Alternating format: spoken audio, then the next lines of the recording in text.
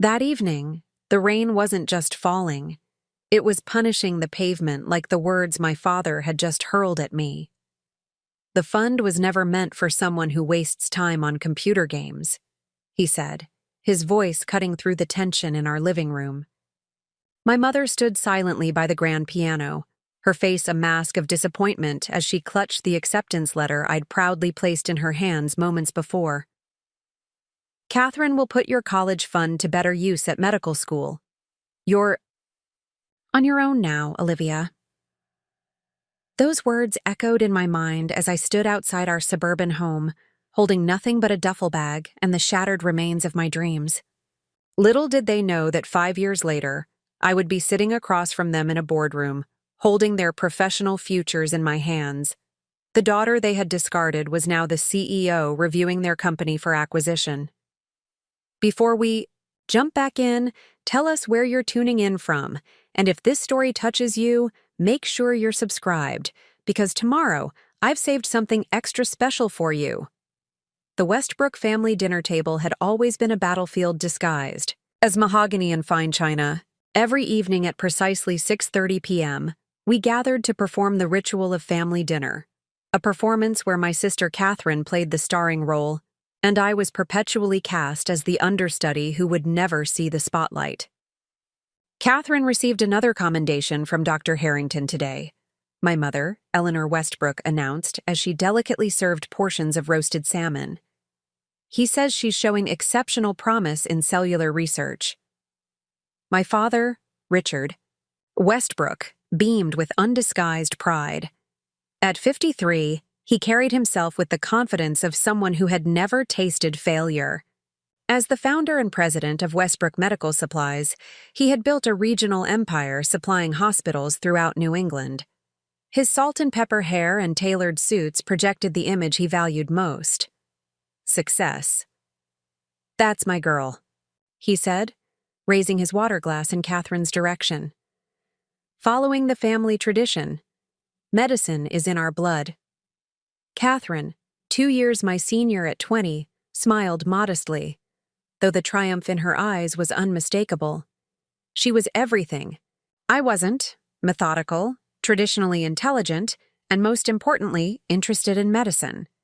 In our family, that was the golden ticket. I pushed my food around my plate, trying to gather courage. Today had to be the day. The acceptance letter had arrived that morning. Northeastern University's prestigious computer science program had not only admitted me, but offered a partial scholarship. Not enough to cover everything, but combined with the college fund my grandparents had established for both Catherine and me, it would be sufficient. "I have news too," I said, my voice sounding smaller than I intended. My mother glanced at me, her expression already shifting to the polite interest she reserved for my achievements, like participation trophies to be acknowledged then forgotten. "I got accepted to Northeastern, computer science." The silence that followed wasn't the stunned, proud silence I had foolishly hoped for. It was weighted, uncomfortable. "Computer science." My father set down his fork. "Olivia, we've discussed this. Technology is just a hobby, not a career path for a Westbrook." "Actually, Dad, tech is the future of healthcare. The program specializes in medical software systems and—" "Playing with computers all day isn't a profession," he interrupted. "You've always been bright, but you waste your potential on these games and websites." "They're not games. I've been coding actual programs, building databases.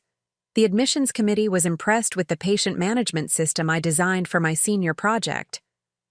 My mother sighed.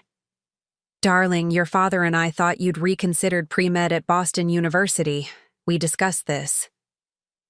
"You discussed it," I corrected. "I told you I wasn't interested in medicine. I want to build systems that revolutionize healthcare technology." Catherine cleared her throat. "Technology is important, but patient care requires a human touch that computers can't provide." I resisted the urge to roll my eyes. Catherine had never seen my work, never asked about my projects, yet she felt qualified to dismiss them entirely. The partial scholarship isn't enough, my father said flatly. And I'm not paying for a computer hobby. I'm not asking you to pay. I'll use my college fund, the one Grandma and Grandpa set up for us. Another uncomfortable silence descended. My parents exchanged glances. About that, my mother began, her voice taking on the gentle tone she used when delivering unpleasant news to others.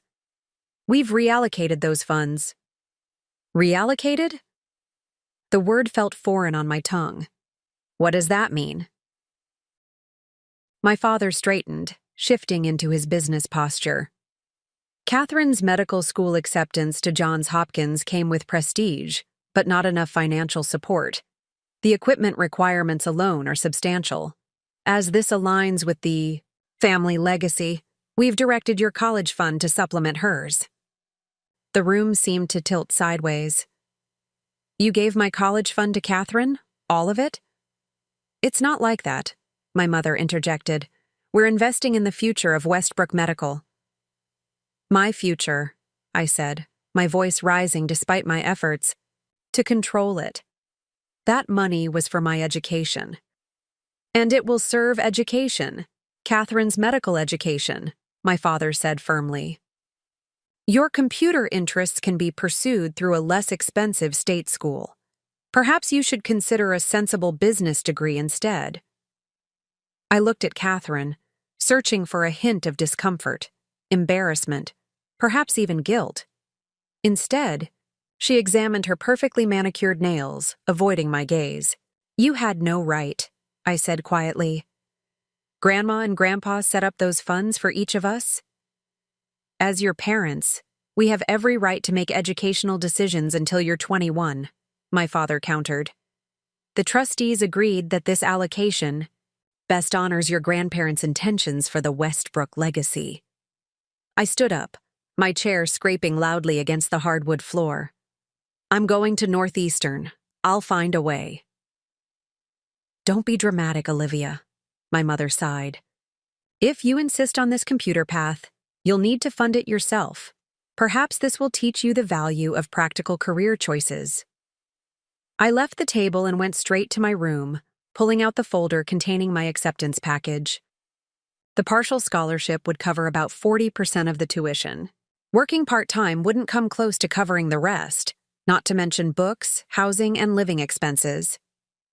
Later that evening, I heard a soft knock on my door. Catherine entered without waiting for a response, a lifelong habit that perfectly encapsulated our relationship. You shouldn't take it personally, she said, settling on the edge of my bed. Dad's just looking out for the family business. My medical degree will directly benefit Westbrook Medical. While my degree wouldn't, I challenged. She shrugged. Computer people are everywhere. Doctors with connections to medical supply companies are more valuable. I could transform their entire operation.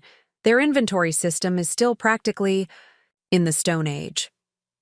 Catherine smiled condescendingly. That's not how Dad sees it. She reached out to pat my hand. Look, there are cheaper schools, or take a gap year, work at the company in the mailroom or something. The next morning, I waited until my parents were having breakfast before entering the dining room with the acceptance letter in hand. I placed it on the table between them. I wanted to show you exactly what you're dismissing, I said calmly. This isn't about games. It's about innovation that could transform healthcare delivery. My father barely glanced at the letter. Olivia, the decision is made. Catherine needs the funds for Johns Hopkins. Their medical program opens doors that will benefit this family for generations. And what about my future? Your future is what you make it, he replied. If you're as talented as you claim, prove it, without handouts. The money wasn't a handout. It was my inheritance from my grandparents. My mother's lips tightened. Don't be selfish, Olivia. Catherine's contribution to medicine will help countless patients. I took a deep breath. If that's how you feel, I'll leave today. I won't be a burden on this family anymore. Don't be ridiculous, my father scoffed. Where would you go? Anywhere that values what I have to offer. I turned and walked out, ignoring their calls to come back and Be reasonable. Upstairs, I packed a single duffel bag with essentials: clothes, my laptop, external hard drives, containing my projects, and the $3,200 I'd saved from summer programming jobs. When I came downstairs, my parents were waiting by the front door. "This tantrum is beneath you," my father said sternly. "Put your things away and join us for dinner. We can discuss reasonable alternatives for your education." "Like community. College while I work in the mailroom?" I asked, recalling Catherine's suggestion. "There's nothing wrong with starting at the bottom," he replied. Except Catherine never had to. I reached for the door handle. "I'll make my own way." "If you walk out that door," my father said, his voice dangerously quiet, "don't expect our support. Not financially, not emotionally." I paused, the weight of his threat settling on my shoulders. 18 years of conditional love, of second place, finishes of being valued less than my sister, all crystallized in that moment. "I never really had it anyway," I replied, and stepped out into the rain. The August rain soaked through my jacket as I walked away from the only home I'd ever known, each step a strange mixture of terror and liberation. The weight of my duffel bag pulled at my shoulder, but it was nothing compared to the weight that had been lifted from my spirit. For the first time in my life, I wasn't competing for approval I would never receive. I had exactly one place to go. Mira Zhang, my coding partner from the robotics club, had an apartment near Northeastern where she had already started summer classes. We had spent countless hours collaborating on projects, staying up late debugging code while Catherine attended elegant pre-med socials with my parents. If anyone would understand my situation, it would be Mira. I found shelter at a bus stop and called her from my cell phone, which would likely be cut off within days once my father realized I had actually left. "Olivia, everything okay?" Mira's voice was tinged with concern. I rarely called, preferring to text. "Not really," I admitted, watching raindrops create rivulets on the pavement. My parents gave my college fund to Catherine. When I objected, things escalated. I left home. A brief silence followed. "Where are you now?" "Bus stop on Oakmont Street." "Stay there. I'm coming to get you." 40 minutes later, Mira's beat-up Honda Civic pulled up to the curb. She leaned across to push open the passenger door, her face a mixture of concern and determination. At 20, Mira was already in her second year at Northeastern, having skipped a grade in high school. Her practical nature was exactly what I needed right now. "You're soaked," she observed as I slid into the passenger seat. "Are you okay?" "Depends on your definition," I replied, attempting a smile. "Physically fine, financially ruined, emotionally, processing."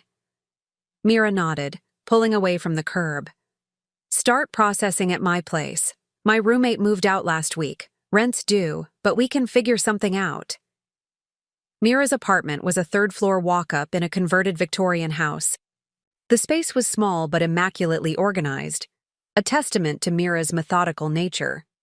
Posters of famous women in tech adorned the walls: Ada Lovelace, Grace Hopper, Annie Easley. Preparing and narrating this story took us a lot of time, so if you are enjoying it, subscribe to our channel. It means a lot to us. Now back to the story. "Shower first," she instructed, pointing down the hall. "I'll make tea." Under the hot water, I finally allowed myself to feel the full impact of what had happened. My future, so carefully planned around that college fund, had vanished.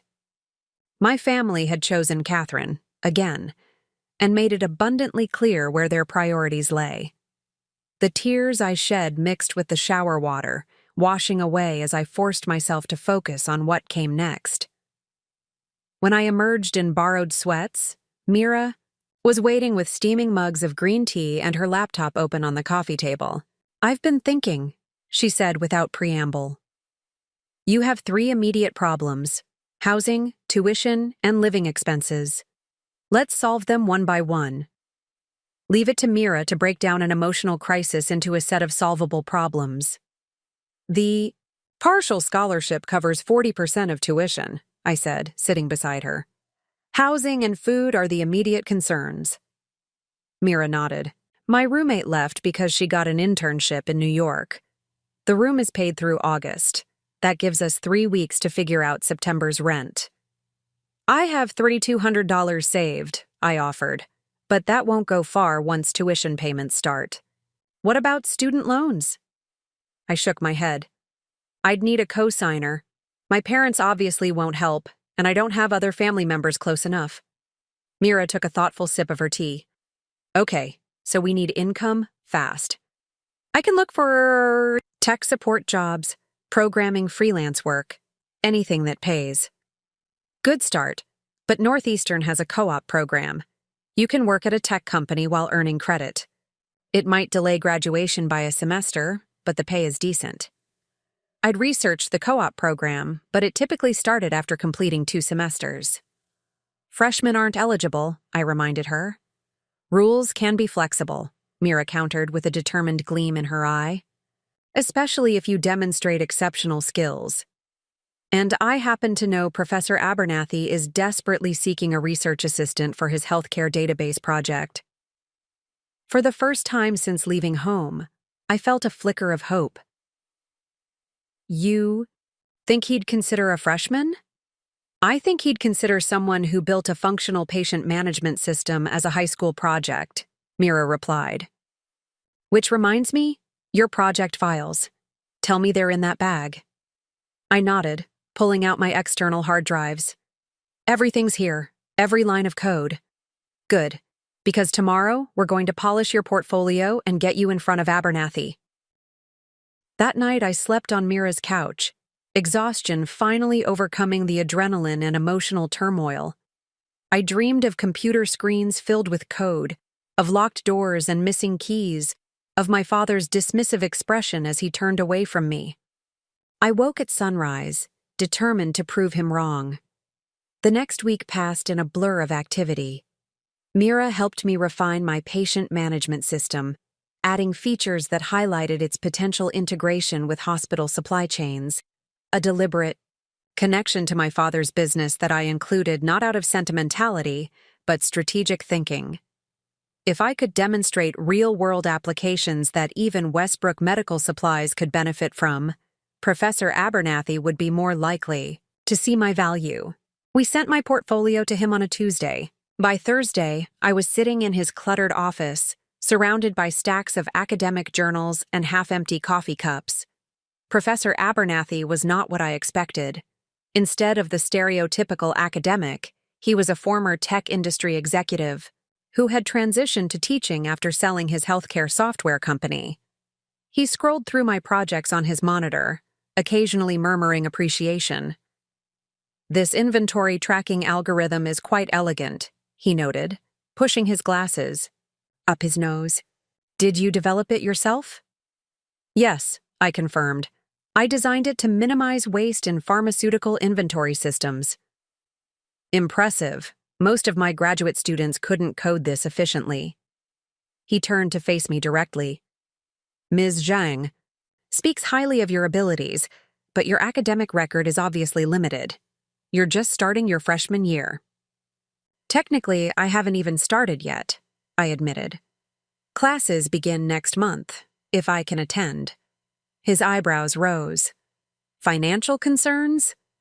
I hesitated, then decided honesty was the only viable approach. My expected family contribution fell through. I'm working to find alternative funding. Professor Abernathy nodded thoughtfully. The research assistant position is typically reserved for second-year students or higher, however. He paused, glancing again at my code on the screen. Exceptions can be made for exceptional talent. The position includes a stipend and potential tuition credit. My heart raced. I would work harder than any second-year student. I believe you would.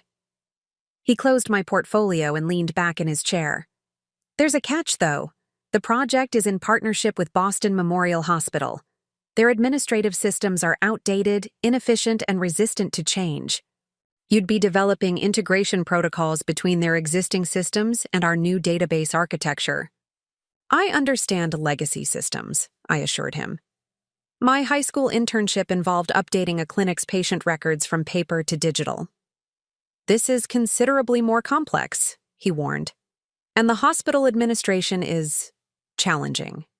I grew up with challenging, I replied, thinking of years navigating my parents' expectations. I can handle difficult personalities. Professor Abernathy smiled for the first time. I believe you can, Ms. Westbrook. The position pays $18 per hour, 20 hours weekly during the semester, potentially full-time during breaks. There's also a tuition credit of $5,000 per semester after a 3-month probationary period. It wasn't enough to cover everything, but combined with my scholarship and careful budgeting, it might make continuing at Northeastern possible. When can I start? I asked. Monday, 8 a.m. Don't be late. He handed me a security badge. And Ms. Westbrook? Prove me right. I left his office with my first victory secured, small though it was. The research assistant position would provide income and valuable experience, but I still needed to cover immediate expenses. Mira's roommate situation bought me time, but not enough. That evening, I created profiles on freelance programming websites, offering to build websites, develop apps, and fix coding problems. I also applied for weekend shifts at a 24-hour cafe near campus and a position staffing the university computer, AB. By the time orientation week arrived, I had secured enough patchwork employment to survive. Barely. The cafe job paid minimum wage, but included free meals during shifts. The computer lab position was only 10 hours weekly, but allowed me to do homework during quiet periods. Freelance work was inconsistent, but occasionally lucrative when I found clients who valued quality over cost. My first month of independence was a lesson in endurance. I woke at 5 a.m. to complete freelance projects before heading to Professor Abernathy's lab from 8 a.m. to noon. Afternoons were filled with classes, followed by computer lab hours until 10 p.m. Weekends meant double shifts at the cafe, serving coffee, to students whose parents funded their education and living expenses. I learned to function on 5 hours of sleep. I mastered the art of meal planning on a tight budget. I became an expert at finding free resources, from textbooks in the library to open-source alternatives to expensive software. One evening, as I was leaving the computer lab, my phone buzzed, with a text from an unknown number. Olivia, it's Catherine. Parents are worried. Are you okay? I stared at the message, emotions churning. After a month of silence, this was their approach? Sending Catherine as an emissary rather than reaching out directly? I typed several responses, deleting each one. Finally, I settled on the truth. I'm attending Northeastern as planned, working multiple jobs to pay for it myself. Tell them not to worry about the daughter they didn't invest in. Catherine's response came quickly. Don't be dramatic. They're your parents. They're allowed to make decisions about family money. The familiar dismissiveness ignited something in me. I took a deep breath and typed my final message. It wasn't family money. It was my money from my grandparents. But thank you for the clarity. I know exactly where I stand now. I blocked her number, then leaned against the wall of the building, allowing myself exactly 1 minute to feel the hurt, the rejection, the unfairness. Then I straightened my shoulders and continued walking. I didn't have time for family drama. I had a future to build. By the end of my first semester at Northeastern, I had established a tenuous stability. My grades were excellent despite my punishing schedule, and Professor Abernathy had moved me from probationary to permanent status in his research lab. The $5,000 tuition credit materialized as promised, easing my financial burden slightly. I had moved from Mira's couch to a shared bedroom in a cramped apartment with 3 other engineering students, each of us working multiple jobs to make ends meet. My life had fallen into an exhausting but manageable rhythm. Weekdays in the lab and classroom, Evenings in the computer center, weekends at the cafe. Sleep was a luxury I rationed carefully. Social life was practically non-existent, but I was surviving, and more importantly, I was learning. Boston Memorial Hospital's systems were exactly as challenging as Professor Abernathy had warned. Decades of patchwork upgrades had created a labyrinthine network that resembled digital archaeology, more than modern infrastructure. My job was to create interface protocols that would allow our new research database to communicate with their existing systems without disrupting daily operations. It was tedious, frustrating work. Hospital administrators resisted providing access to critical information, citing security concerns. IT staff were defensive about the systems they had maintained for years. Nurses and doctors, the actual users, were rarely consulted about their needs or pain points. One December afternoon, I was sitting in the hospital cafeteria, trying to understand why my latest integration protocol had failed. Snow fell steadily outside the windows, and the cafeteria smelled of industrial disinfectant, barely masked by the aroma of reheated lasagna. I had skipped breakfast to make an early class and was running on nothing but coffee and determination. "Mind if I join you?" I looked up to see a woman in her 50s, wearing scrubs beneath a white lab coat. Her silver-streaked hair was pulled back in a practical ponytail, and lines around her eyes suggested she smiled often, though she wasn't smiling now. "Go ahead," I replied, moving my laptop slightly to make room. She set down her tray and extended her hand. "Linda Mercer, head of emergency nursing. Olivia Westbrook, Northeastern Research Team." Recognition flickered in her eyes. "Ah, you're one of Abernathy's students working on the new system. How's that going?" I hesitated, unsure how candid I should be. Linda seemed to read my thoughts. "Off the record," she offered. "I've been here 23 years. I've seen systems come and go, each one promising to revolutionize healthcare delivery. Most just add more clicks to our workflow." Her frankness was refreshing after months of diplomatic navigation around hospital politics. "Honestly, it's a mess," I admitted. "We're trying to build bridges between systems that were never designed to communicate, and nobody seems interested in telling us what actually happens on the front lines." Linda laughed, a warm sound that drew glances from nearby tables. "Finally, someone who gets it. The administrators and IT department live in a different world than those of us who actually use these systems." "Exactly. I keep asking for user stories, what people actually need the system to do, but I get referred to managers who haven't worked with patients in years." Linda took a bite of her salad, considering me. "What if I could get you access to the people who really know what works and what doesn't?" "That would be incredible, actually." I run a monthly staff meeting for the emergency department. No administrators, no IT, just the nurses and physician assistants who use these systems every day. Come to the next one. Listen to what they have to say. That meeting changed everything. For 2 hours, I listened as nurses and physician assistants described their daily frustrations with the hospital's systems. They showed me workarounds they had developed, unofficial paper processes that supplemented digital failures, and critical workflow issues that no one had bothered to address. "The worst part is the inventory system," one veteran nurse explained. "We waste hours tracking down supplies that should be automatically reordered. Sometimes we have to borrow from other departments, and there's no way to track that digitally. The medication verification system times out every few minutes," another added. "We end up logging in 20 times per shift." I took furious notes, seeing connections and possibilities that had been invisible before. The problem wasn't just building bridges between old and new systems. It was recognizing that the existing workflow ignored critical user needs.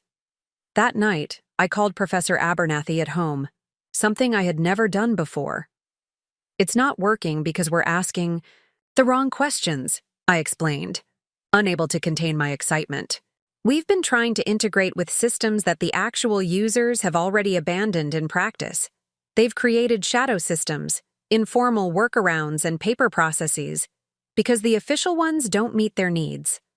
That's problematic, he replied cautiously. The hospital administrators won't be happy to hear their expensive systems are being circumvented. But it's an opportunity, I insisted.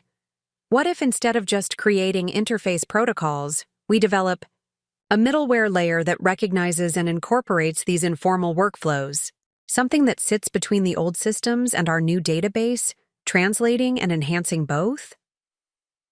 Silence stretched across the phone line. Finally, he spoke.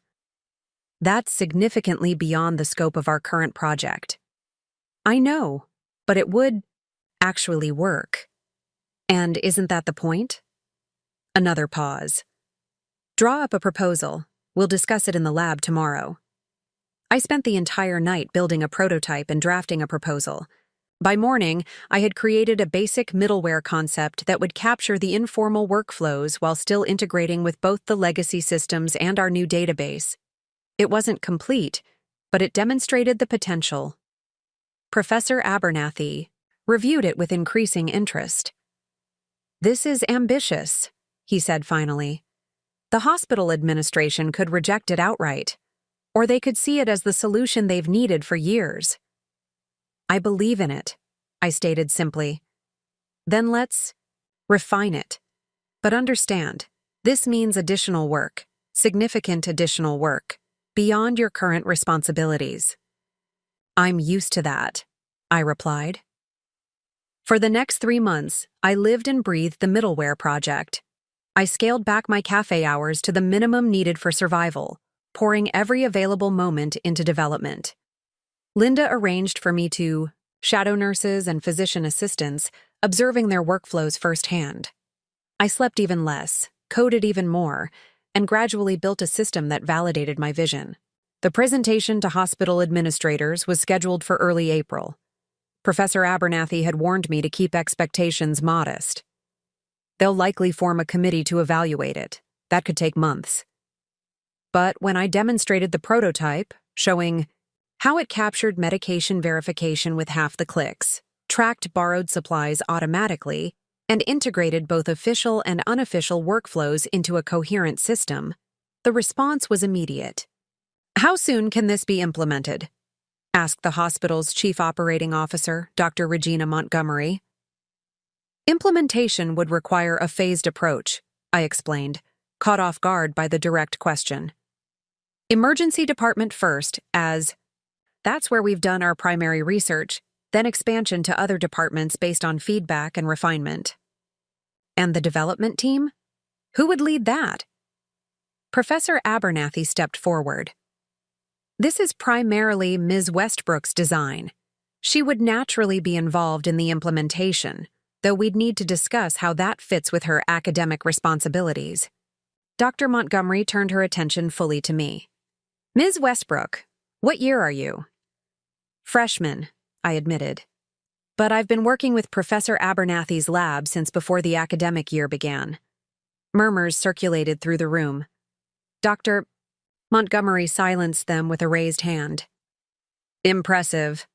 Boston Memorial has budgeted $2 million for systems integration this fiscal year.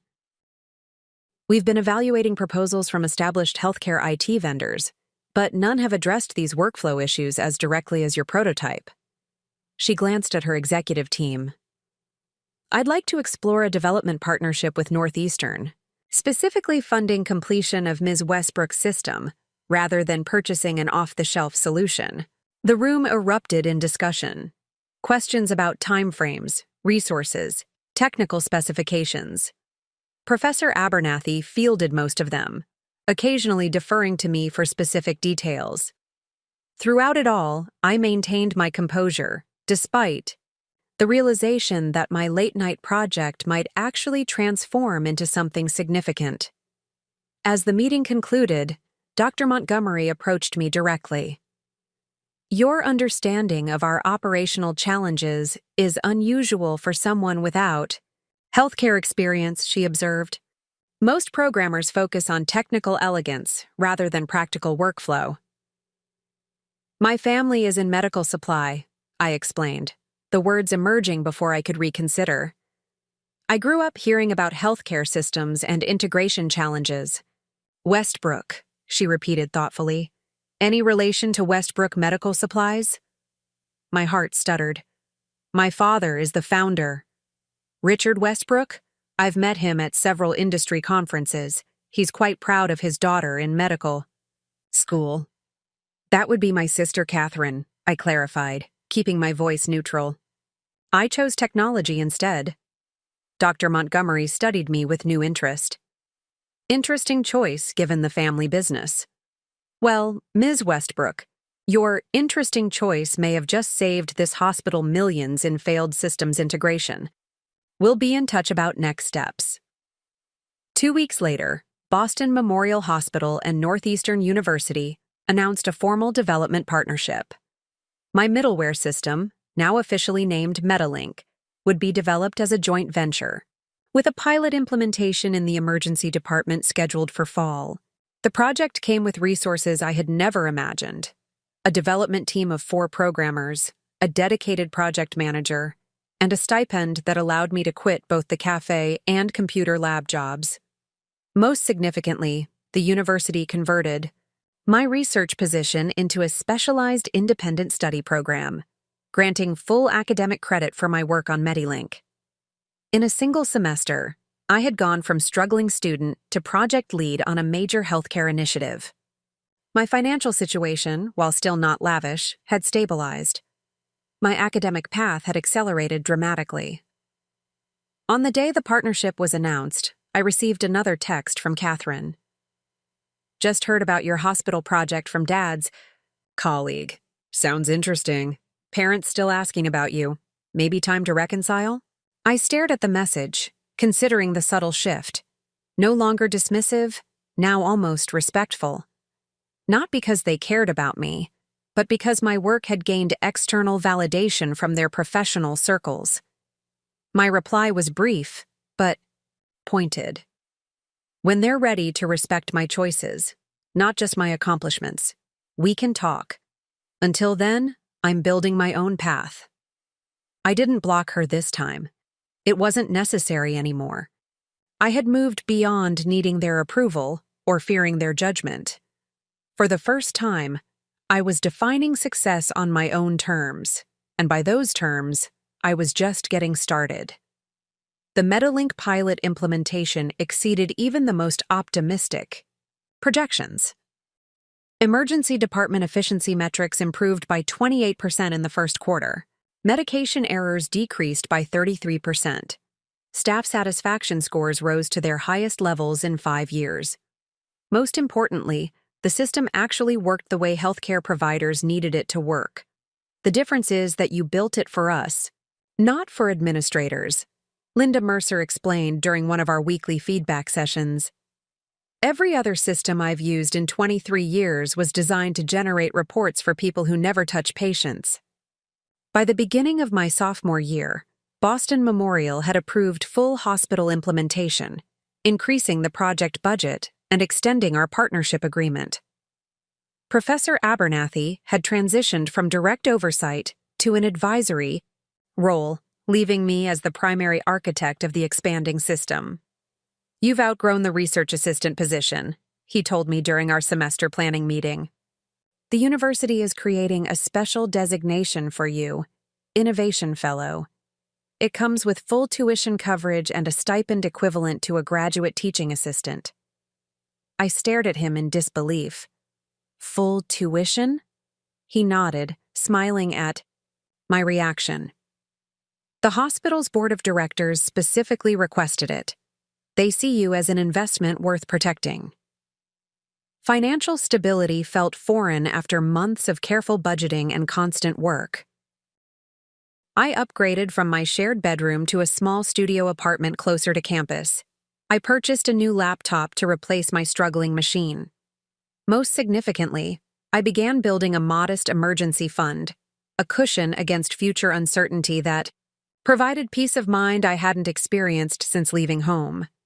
The expanded implementation brought new challenges. Each hospital department had unique workflows, specialized requirements, and established routines. I found myself mediating between technical possibilities and practical realities, translating clinical needs into system specifications. Days grew longer as the project scope expanded. I adjusted my class schedule to accommodate implementation meetings, sometimes attending lectures via recording rather than in person. My grades remained excellent, but the balance between academic requirements and professional responsibilities became increasingly complex. During this period, I received an unexpected email from Dr. Victoria Chen, Chief Medical Information Officer at Massachusetts General Hospital. She had heard about Medilink from colleagues at Boston Memorial and wanted to discuss potential applications at MGH. Your approach to workflow integration is precisely what our institution has been seeking, she wrote. Would you be available to present an overview to our executive team? Professor Abernathy was ecstatic when I showed him the email. This is extraordinary, Olivia. Mass General is one of the most prestigious hospitals in the country. If they adopt Medilink, others will follow. But Boston Memorial has exclusive rights to the current implementation, I pointed out. The partnership agreement is specific. The implementation, yes, he agreed. But the intellectual framework, the core concept, that's something that could be adapted for other institutions without violating our agreement. That conversation planted a seed. If Medilink's approach could benefit multiple hospitals, each with their own legacy systems and unique workflows, the potential applications extended far beyond a single implementation. The Massachusetts General presentation led to a paid consultation agreement, allowing me to advise their IT team on workflow integration principles while maintaining my primary commitment to Boston Memorial. The additional income was welcome, but more valuable was the expanding network of healthcare technology professionals who began seeking my input. By spring semester, I was dividing my time between coursework, the Boston Memorial implementation, and consulting projects for 3 additional hospitals. The university accommodated my unusual situation by creating a specialized academic track that incorporated my professional work into my degree requirements. My 20th birthday arrived. With little fanfare, Mira insisted on taking me out for dinner at a restaurant nicer than our usual student haunts, joined by a small group of friends I had made through my various projects. To Olivia, Mira toasted, raising her glass, who somehow manages to be a full-time student, a software architect, and a consultant without completely losing her mind. The jury's still out on that last part, I joked, though the sentiment touched me deeply. These friends, unlike the social circles my parents had tried to cultivate for me, valued me for who I actually was, not for who they wanted me to be. Later that evening, returning to my apartment, I received an unexpected call from an unknown number. Olivia Westbrook, this is Marcus Daniels, CTO at Vector Health Systems. I recognized the name immediately. Vector Health was one of the largest healthcare technology companies in the country, providing systems to hundreds of hospitals nationwide. Yes, Mr. Daniels. How can I help you? I'll be direct. We've been following your work at Boston Memorial with great interest. Your approach to integration and workflow management aligns with directions we've been exploring internally. I'd like to discuss potential collaboration opportunities if you're open to the conversation. The call lasted 45 minutes, concluding with an invitation to visit Vector's headquarters in Cambridge the following week. I hung up, feeling both excited and unsettled. Vector represented both opportunity and challenge. Their resources and reach could amplify Medilink's impact exponentially, but corporate priorities didn't always align with user needs. The Vector headquarters occupied a gleaming glass tower overlooking the Charles River. I dressed carefully for the meeting, selecting a tailored blazer and professional slacks rather than my usual student attire. At 20, I was acutely aware of the need to project confidence and competence in rooms filled with executives twice my age. Marcus Daniels proved to be younger than I expected, perhaps in his late 30s, with an engineer's precise manner and refreshing directness. "Let me explain why you're here," he began once introductions were complete. Vector's current hospital information systems are comprehensive but inflexible. We excel at administrative functions, financial management, and regulatory compliance. Where we struggle is workflow integration, exactly the problem your MetaLink system addresses so elegantly. "I appreciate the acknowledgement," I replied carefully. MediLink was developed specifically for Boston Memorial's environment, though. Its strength comes from being tailored to actual user behaviors in that specific context. "Precisely," Daniels agreed. "And therein lies both the brilliance and the limitation. What interests us isn't the specific implementation, but the methodology. Your approach to identifying and incorporating informal workflows into formal systems."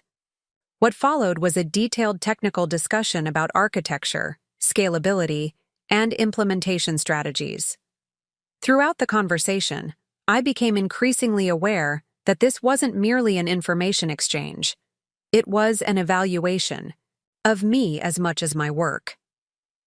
As the meeting concluded, Daniels finally arrived at his purpose. "Vector would like to offer you a position, Ms. Westbrook, Senior Solutions Architect, focusing on next-generation integration systems. The role would include leading a development team to expand your methodologies into a framework applicable across diverse healthcare environments." The offer was stunning: a six-figure salary, comprehensive benefits, and equity options in a major healthcare technology corporation.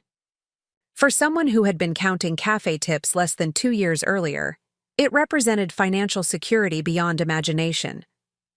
"I'm flattered," I responded, "but I'm still completing my degree, and I have commitments to Boston Memorial and the PSI, other hospitals I'm currently advising."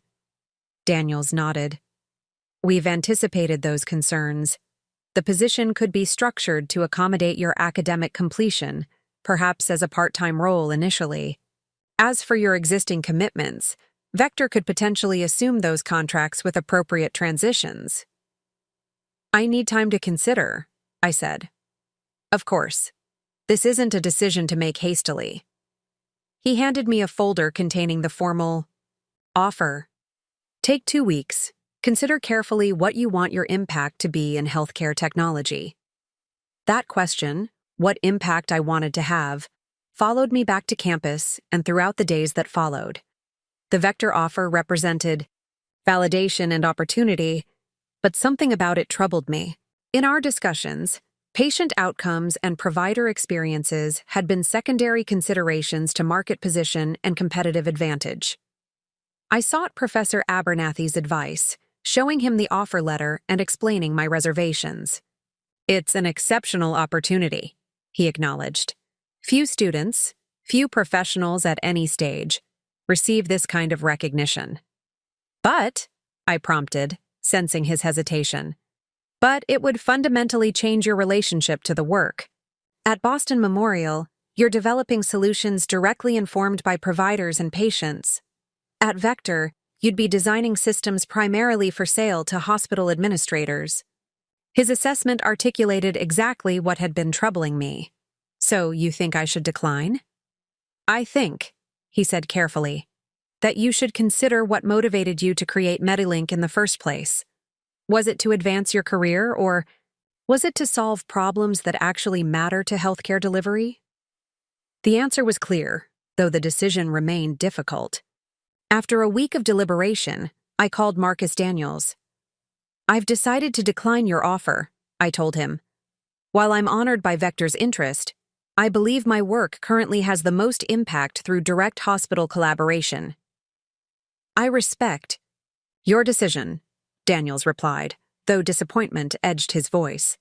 "Perhaps we could discuss a consulting arrangement instead. Vector could benefit from your insights while you maintain your independence." This alternative appealed to my practical side.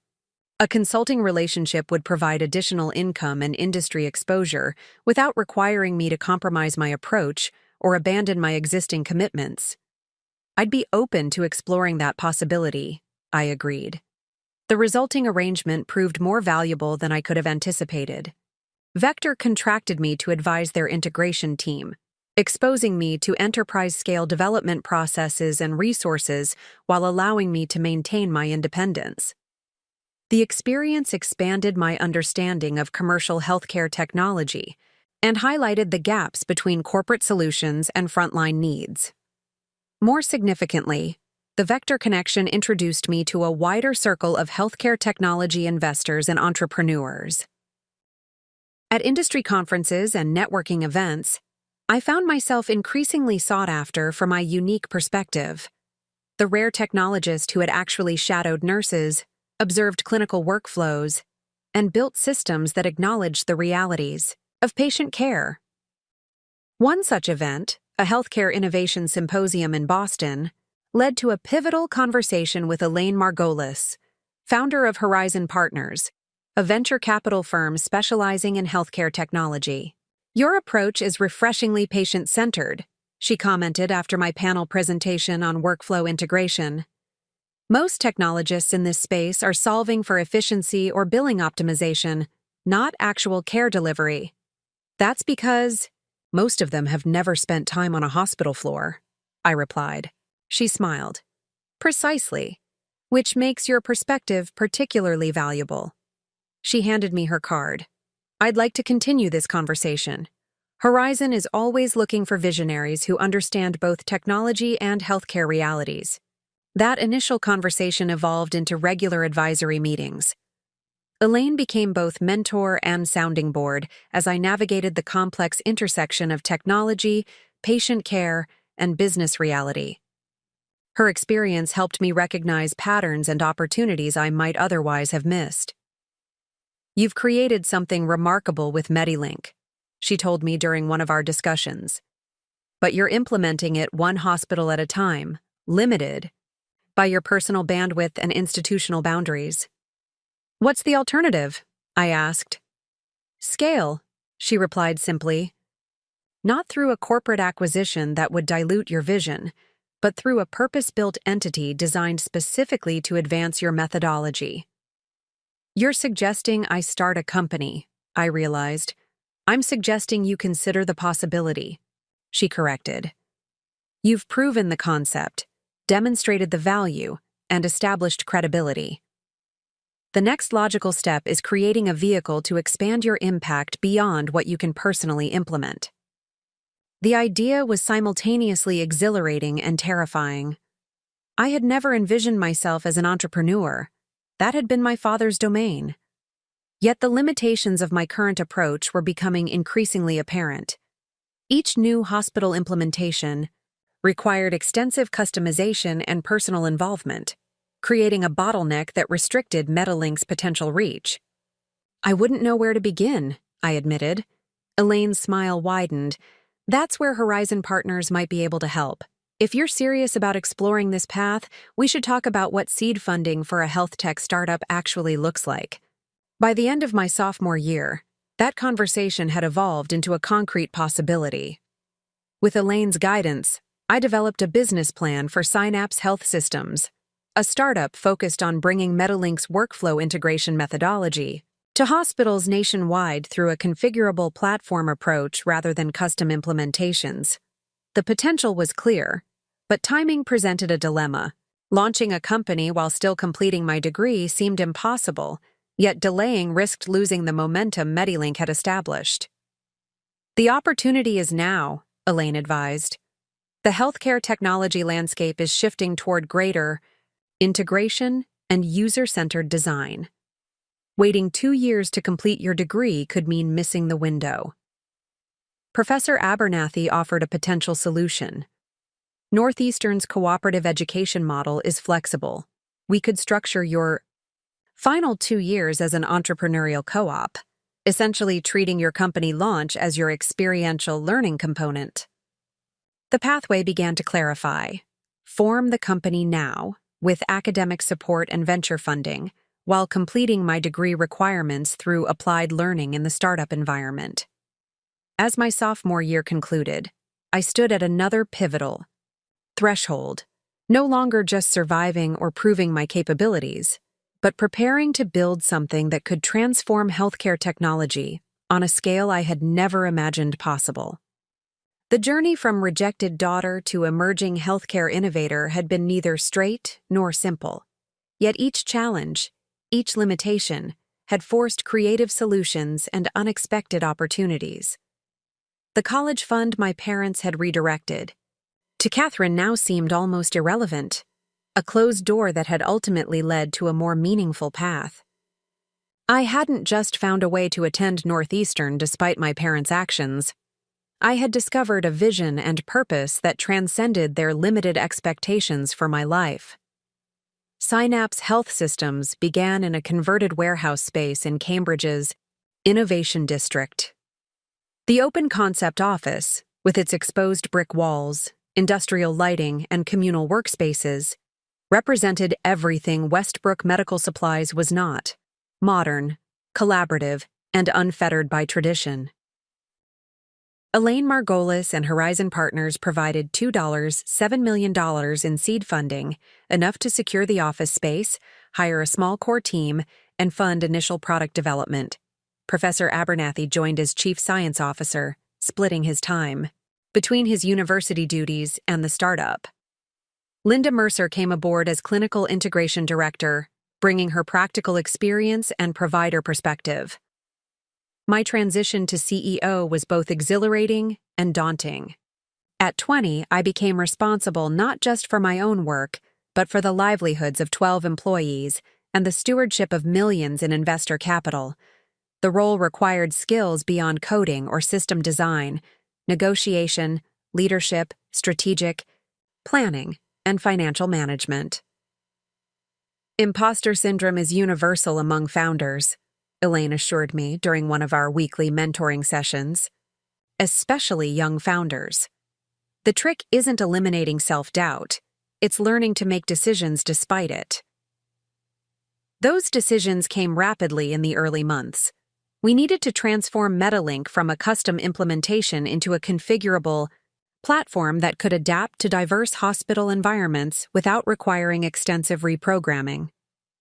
This meant rebuilding the architecture from the ground up while preserving the core principles that had made the original system successful. I established a development methodology that required our engineers to regularly shadow healthcare providers. Each team member, regardless of role, spent at least one day monthly observing clinical workflows in partner hospitals. This unconventional approach initially met resistance. Software developers typically preferred coding to field observation, but quickly demonstrated its value in the quality of our solutions. "You can't solve problems you don't understand," became the company mantra, emblazoned on wall posters and coffee mugs throughout our office. 6 months into development, we were ready to pilot the platform at 2 mid-sized hospitals in the Boston area. The implementations would test not just the technology, but our deployment methodology and training approach. Success would position us for Series A funding. Failure would likely end the venture before it truly began. The night before our first pilot launch, I remained in the office long after everyone else had departed. Sitting alone amid the desks and whiteboards, I found myself questioning everything.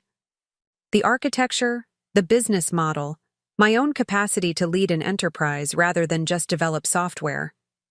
My phone buzzed with a text from Catherine. Our communication had settled into an occasional restrained exchange of brief updates. Completed first surgical rotation. Dad mentioned Westbrook Medical might update its inventory system next year. Thought you might find that ironic given your new venture. The message hit like a lightning bolt. Westbrook Medical Supplies, my father's company, was considering a system update. The company whose outdated technology had partially inspired my original interest in healthcare workflow integration. The business my father had assumed I had no relevant skills to contribute to. I hesitated, then replied, "Thanks for the info. Interesting timing. Good luck with your rotation." The coincidence occupied my thoughts as I finally left the office, walking the short distance to my apartment through the crisp autumn air. Westbrook Medical was precisely the type of company Synapse's platform could benefit, a traditional medical supplier struggling to integrate with increasingly digital hospital environments. But pursuing them as a client seemed impossibly complicated given our history. Would my father even consider a system developed by the daughter he had essentially disowned? Would I want to work with him after his dismissal of my capabilities and dreams? I pushed the thoughts aside, focusing instead on the immediate challenge of our pilot implementations. Those questions could wait for another day. The pilots exceeded expectations. Both hospitals reported significant efficiency improvements and positive user feedback. Minor issues emerged, of course. They always did with new systems, but the core architecture proved sound and adaptable. These early successes attracted attention. Healthcare technology publications wrote feature articles about Synapse's innovative approach. Conferences invited me to speak on panels about workflow integration and user-centered design. Most importantly, hospitals began reaching out directly, inquiring about implementation timelines and pricing. 8 months after founding, we secured $12 million in Series A funding from a consortium led by Horizon Partners, allowing us to expand the team to 35 and accelerate product development. With the additional resources, we launched a formal sales department and began strategic market outreach. "We should develop a targeted approach to medical suppliers," suggested Marcus Reed, our newly hired Chief Revenue Officer. "They represent a significant opportunity for integration with our hospital clients." "What specifically are you thinking?" I asked during our strategy meeting. Most medical suppliers still use outdated inventory systems that don't communicate effectively with modern hospital procurement platforms.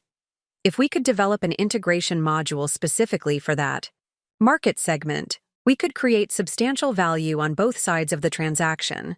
The suggestion made perfect sense strategically. Medical supply integration represented a critical gap in healthcare technology, one I understood intimately from my family background. "Let's develop a list of potential partners for a pilot program." I agreed. "Focus on regional suppliers first. They're likely more open to innovation than the larger corporations." The medical supply module development proceeded alongside our hospital implementations. We partnered with 2 smaller supply companies to understand their workflows and integration challenges, building a solution that bridged their inventory systems with hospital procurement platforms. 1 year after founding Synapse, we had 16 successful hospital implementations, a growing client pipeline, and a reputation for delivering systems that actually worked for frontline healthcare providers. The company had expanded to 58 employees and moved to larger offices in the same innovation district. Industry recognition followed. Modern Healthcare named me to their 40 under 40 list of healthcare innovators. MIT Technology Review included Synapse in their annual 50 Smartest Companies feature. A major healthcare conference invited me to deliver a keynote address on the future of integrated clinical workflows.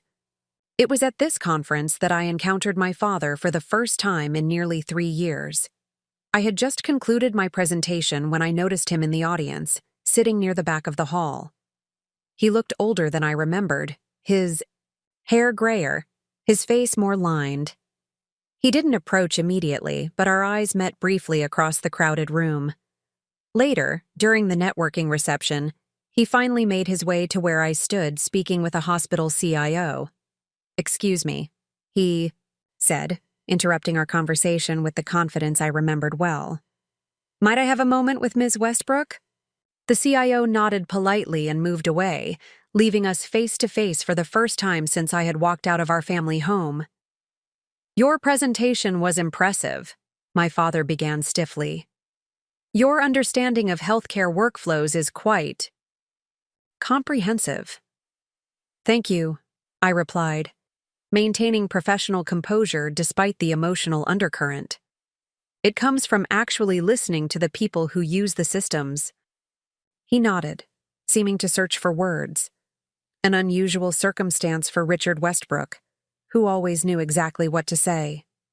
Catherine mentioned your company, he continued. I didn't connect it to the Synapse presentation in the program until I saw you on stage. Is that why you're here? Because of Catherine? I'm here because Westbrook Medical needs to update its systems, he admitted. Our hospital clients are demanding better integration, and our current platform is becoming obsolete. The irony was almost too perfect. The man who had dismissed my interest in technology as a hobby was now acknowledging, however indirectly, that I might have something valuable to offer. Synapse specializes in exactly that kind of integration, I replied neutrally. Especially for medical suppliers interfacing with hospital systems. An uncomfortable silence stretched between us. Finally, he cleared his throat. Would your company be willing to provide a consultation? Professionally, I mean. The request represented both opportunity and complication. Westbrook Medical would be a significant client for Synapse, potentially opening doors to similar suppliers nationwide. Yet the personal history created obvious concerns about objectivity and potential conflicts. I'd need to discuss it with my executive team, I said carefully. We have a specific process for evaluating potential clients. He seemed taken aback by this response, perhaps expecting either immediate agreement or outright rejection. Of course. You have my contact information? I'll have someone from our office reach out to schedule an initial discovery call. He nodded, his expression unreadable. Your mother would like to see you, he added abruptly. If you're amenable. The comment caught me off guard. This isn't the place for personal discussions. No, I suppose not. He hesitated, then extended his hand formally. Congratulations on your success, Olivia. It's impressive what you've built. I accepted the handshake briefly. Thank you. I should return to my guests. As I moved away, rejoining a group of hospital executives across the room, I felt a complex mix of emotions. Validation, certainly. My father had effectively acknowledged both my expertise and success, but also a lingering sadness for the relationship that had been broken, perhaps irreparably, by his inability to see my potential before outside validation confirmed it.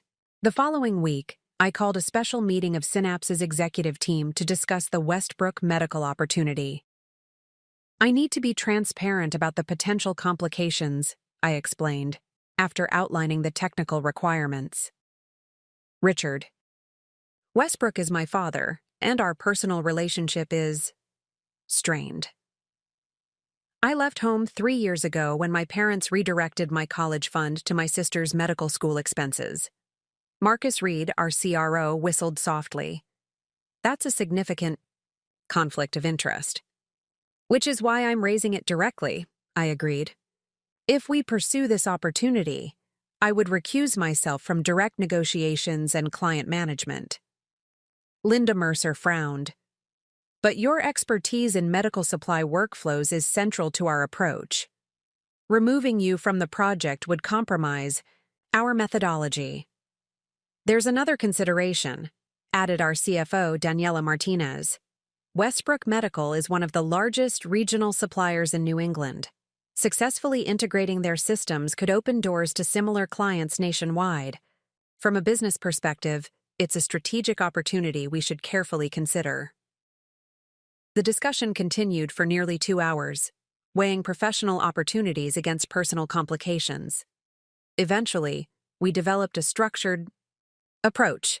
Synapse would engage with Westbrook Medical through a standard discovery process, with Professor Abernathy leading the technical assessment, while I remained informed but not directly involved in client interactions.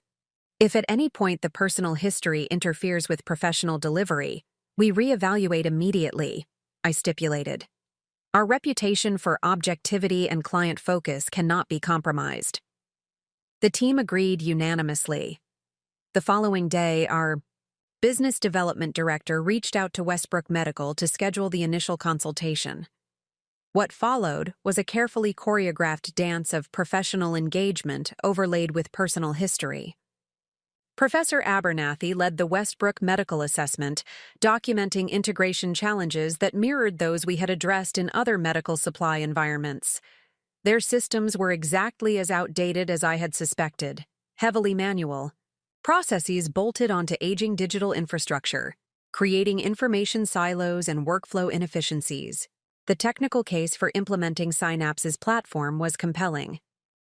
3 weeks after the initial assessment, we presented a formal proposal to Westbrook Medical's executive team. I attended the meeting, but positioned myself as Synapse's CEO rather than the project lead, allowing Professor Abernathy and Marcus Reed to conduct the primary presentation. My father sat at the head of the Westbrook conference table, flanked by his executive team. He maintained strict professionalism throughout the presentation, asking detailed questions about implementation timelines, resource requirements, and expected outcomes. Only once, when Professor Abernathy explained our methodology of shadowing actual users to understand workflow realities, did his expression change slightly, a momentary acknowledgement, perhaps, of the approach I had championed from the beginning. At the conclusion of the presentation, he thanked us formally. "We'll review your proposal and be in touch within 2 weeks with our decision." As we gathered our materials to leave, he asked unexpectedly, "Ms. Westbrook, might I have a brief word in private?" The request surprised everyone in the room. After a moment's hesitation, I nodded. "Of course, Mr. Westbrook." When the others had departed, leaving us alone in the conference room, he seemed suddenly uncertain, a strange look on a man renowned for his decisiveness. "The proposal is impressive," he began, "very comprehensive. Thank you. Our team worked hard to address your specific integration challenges." He nodded, then asked bluntly, "Is this uncomfortable for you? Working with Westbrook Medical after everything?" The direct acknowledgement of our history caught me off guard. I've recused myself from direct project management precisely to avoid potential conflicts, I replied carefully. Synapse can provide significant value to your company. That's my professional assessment, separate from our personal history. He studied me for a long moment. "You've built something remarkable," he said finally, "in ways I didn't anticipate. The closest thing to an apology I would likely ever receive from Richard Westbrook." "Thank you," I responded simply. "I should join my team." As I reached the door, he added, "Catherine finishes medical school next month. She's considering residency options." I paused but didn't turn around. "Wish her well from me." Outside in the parking lot, Professor Abernathy waited beside our car. "Everything all right?" he asked, noting my expression. "Fine," I assured him. "Just complicated." He nodded, understanding. Family usually is. 1 week later, Westbrook Medical Supplies signed the contract with Synapse Health Systems, becoming our 19th client and our first major medical supplier implementation. The project would serve as a case study for similar integrations throughout the industry. The personal significance wasn't lost on me. 3 years after being told I had nothing valuable to contribute to healthcare, my company would be transforming my father's business, not through the medical degree he had valued so highly, but through the technical expertise he had dismissed as a hobby. Life had come full circle in ways none of us could have predicted, but the journey was far from complete. The Westbrook Medical Supplies implementation became a turning point for Synapse Health Systems. Medical suppliers across the country took notice when one of the industry's traditional stalwarts embraced our integration platform. Inquiries multiplied, and our sales pipeline expanded dramatically. I maintained my professional distance from the Westbrook project, receiving updates through Professor Abernathy and our implementation team, but avoiding direct contact with my father or his executives. This separation served both companies well, allowing the technical integration to proceed without personal complications. 6 months into the implementation, Westbrook Medical reported a 34% reduction in order processing time and a 27% decrease in inventory discrepancies between their systems and hospital clients. These metrics exceeded our initial projections and validated our approach to medical supply integration. My father sent a formal letter of commendation to Synapse's board of directors, praising our exceptional technical expertise and understanding of healthcare supplier workflows. The letter made no reference to our personal connection, maintaining the strictly professional boundary we had established. As Synapse's reputation grew, so did interest from larger healthcare systems and national medical suppliers. By the end of our second year of operation, we had expanded to 87 employees and implemented our platform in 34 hospitals and 7 medical supply companies. Revenue had tripled, and we were approaching profitability ahead of projections. This success attracted attention from larger healthcare technology corporations seeking to expand their integration capabilities. The first acquisition offer came from Centaur Health, a publicly traded company specializing in hospital administration systems. They're offering $65 million, Elaine Margolis explained during an emergency board meeting. That's nearly 5 times our current valuation. It's a strong offer, agreed Marcus Reed, especially given our relatively early stage. I studied the proposal documentation carefully. Their integration strategy indicates they would dismantle our platform and incorporate components into their existing architecture. That's standard practice in acquisitions, Daniela Martinez noted. They're buying the technology and talent, not necessarily the complete product as it stands. But our platform works specifically because it's integrated, I argued. Fragmenting the architecture would undermine the core methodology that makes it effective. Professor Abernathy nodded agreement. The workflow integration is what distinguishes Synapse. Dismantling it defeats the purpose. The discussion continued for hours, weighing financial opportunity against mission integrity. For early investors like Horizon Partners, the acquisition offered substantial returns. For employees with equity stakes, it represented significant personal windfalls. But for me, the decision transcended financial considerations. I founded Synapse to transform healthcare technology integration, I reminded the board, not to develop features for a larger corporation's existing platform. I recommend we decline the offer and continue our independent growth trajectory. The board ultimately supported my recommendation, though not without reservation from some members. Declining a $65 million acquisition offer at our stage of development was unconventional, but I remained convinced that our independent approach offered greater long-term value. Following the rejected acquisition, we accelerated our growth strategy. The company secured an additional $20 million in Series B funding, allowing expansion into new market segments and further development of our core platform.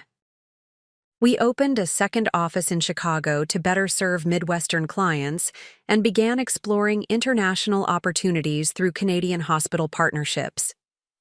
My professional responsibilities expanded correspondingly.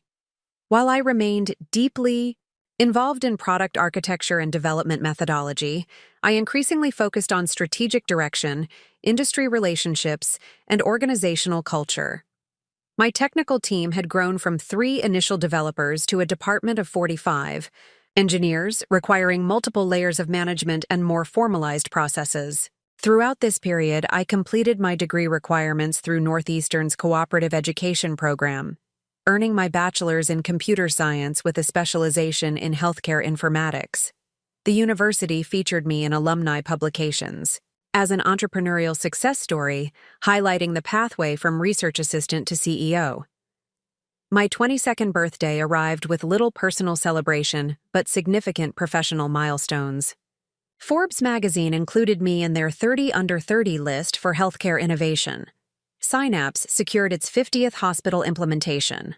Our Chicago office expanded to 30 employees, and most significantly, we released version 2.0 of our platform, incorporating advanced machine learning capabilities that could identify potential workflow improvements based on actual usage patterns.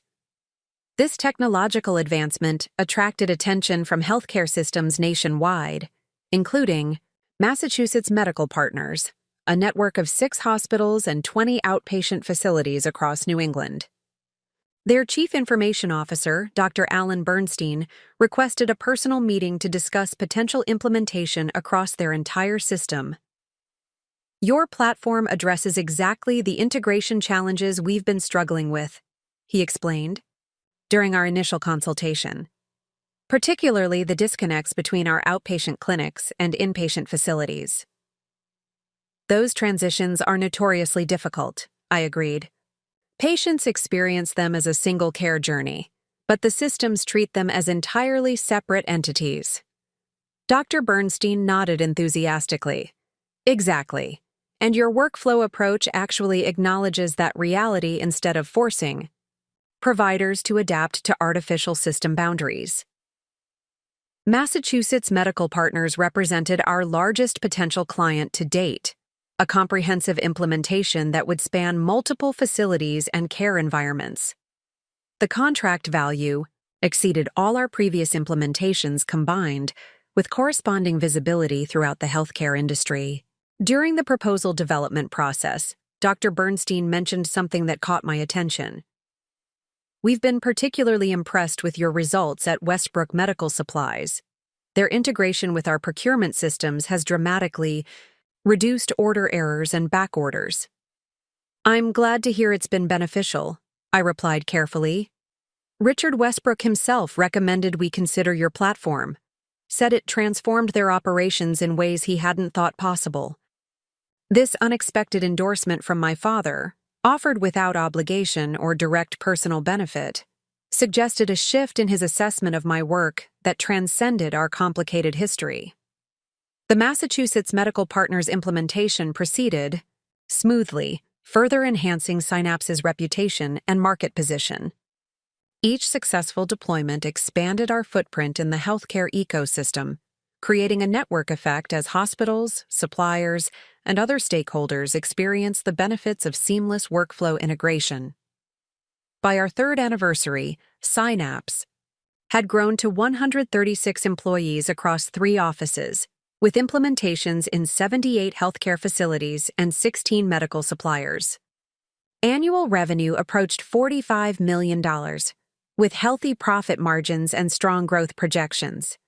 This sustained success attracted renewed acquisition interest, this time from Vector Health Systems, the same company that had offered me a position before Synapse's founding. Their approach was more sophisticated than Centaur Health's earlier offer, emphasizing partnership potential rather than absorption. "We're proposing a structured acquisition that would maintain Synapse as an independent division within Vector," explained their CEO, James Harrison, during preliminary discussions. "Your team would continue development and implementation under your leadership, with access to Vector's resources and client base." The proposal valued Synapse at $180 million, a remarkable valuation for a 3-year-old company, reflecting both our current market position and future growth potential. Unlike the previous acquisition offer, Vector's approach preserved our platform integrity and development methodology while providing significant expansion opportunities. "We should consider this seriously," Elaine advised during our private discussion following the initial presentation. "Vector understands the value of your approach.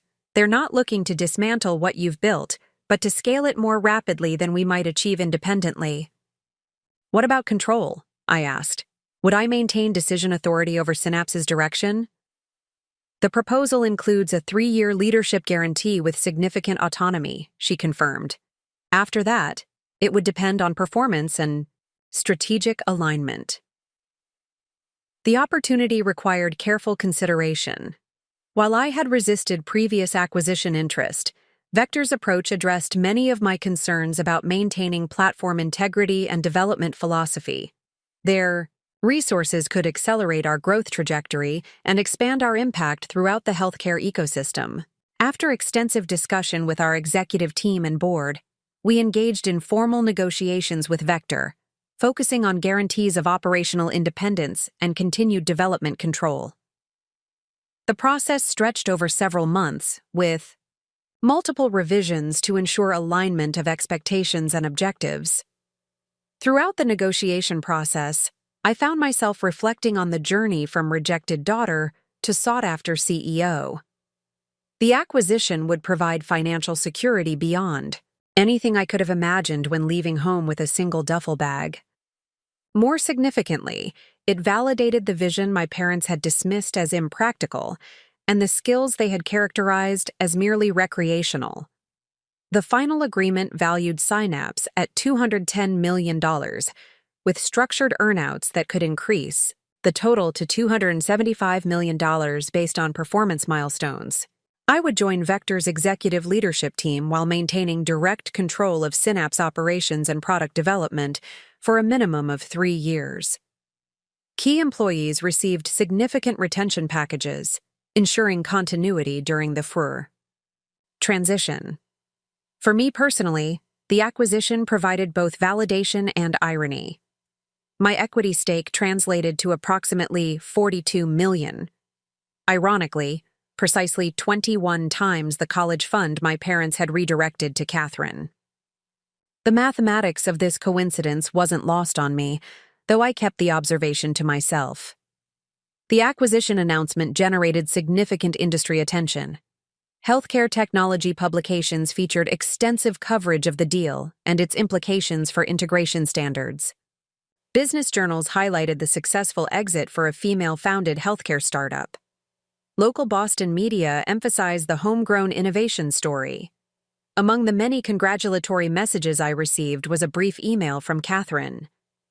Impressive achievement. 210 mirrors makes our college fund seem rather insignificant in retrospect. Parents saw the news.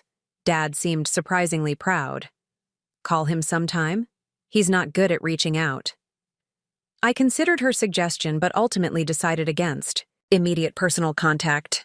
The acquisition process would require my complete focus, and Vector's integration plans involved expansion initiatives that would significantly affect Westbrook Medical and other supplier clients. The acquisition closed 3 months later, following regulatory approval and final documentation. At the signing ceremony, James Harrison welcomed me to Vector's leadership team with unexpected candor. "I knew we should have hired you 3 years ago," he admitted with a rueful smile. "Would have been considerably cheaper." The transition into Vector's corporate structure proceeded more smoothly than I had anticipated. Our complementary technologies and compatible corporate cultures facilitated integration while maintaining Synapse's distinctive approach to development and implementation. 6 months post-acquisition, Vector announced a strategic initiative targeting medical supply chain optimization, a comprehensive program to standardize integration between suppliers and healthcare systems nationwide. The initiative would leverage Synapse's platform as the technical foundation, positioning our methodology as an industry standard. "We want to create a certification program for medical suppliers," James explained during the planning session. "Those meeting our integration standards would receive preferred status with Vector-affiliated healthcare systems." The program represented a transformative opportunity for medical suppliers nationwide, potentially reshaping industry practices and relationships. For established companies like Westbrook Medical Supplies, adaptation would be essential for maintaining competitive position and market access. I recognized immediately that this initiative would fundamentally affect my father's company. While Westbrook Medical had already implemented our basic integration platform, the new certification program would require additional system modifications and operational changes. "Should we handle Westbrook Medical differently given your personal connection?" James asked when reviewing the implementation schedule. "No," I replied firmly. "They should receive exactly the same treatment as any other supplier in the program. No special considerations, positive or negative." The certification program launched with significant industry promotion, establishing an 18-month timeline for suppliers to achieve compliance.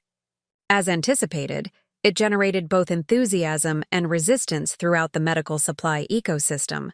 with established companies generally more hesitant than newer market entrants. 2 months after the announcement, Vector's board of directors established a special committee to oversee the certification program and evaluate participating suppliers. James nominated me to chair this committee, citing my unique understanding of both hospital and supplier workflows. "This is your methodology in action," he argued during our discussion. "You should guide its implementation across the industry." The appointment placed me in a position of direct authority over all participating medical suppliers, including Westbrook Medical Supplies. My father's company, which had once seemed beyond my reach, would now require my approval to maintain its competitive position in the healthcare market. The irony was complete. The daughter whose technological interests had been dismissed as a hobby would now determine whether her father's company met industry standards for technological integration. Life had come full circle in a way none of us could have predicted. The question that remained was how to wield this unexpected authority, not for personal vindication, but for genuine industry advancement. The Vector Healthcare Supplier Certification Program quickly became the industry's most significant integration initiative. Hospital systems nationwide embraced the standardized approach, incorporating certification requirements into their procurement, policies, and contract renewals. For medical suppliers, certification shifted from optional to essential for maintaining market position. As committee chair, I established rigorous but fair evaluation protocols, focusing on actual integration capabilities rather than superficial compliance. Each participating supplier underwent a 3-phase assessment: technical system evaluation, workflow analysis, and performance monitoring.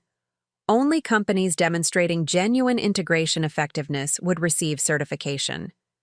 The program's launch generated immediate industry conversation. Healthcare journals published analytical pieces about its potential impact on supply chain efficiency. Medical business publications interviewed suppliers about implementation challenges and strategic adjustments.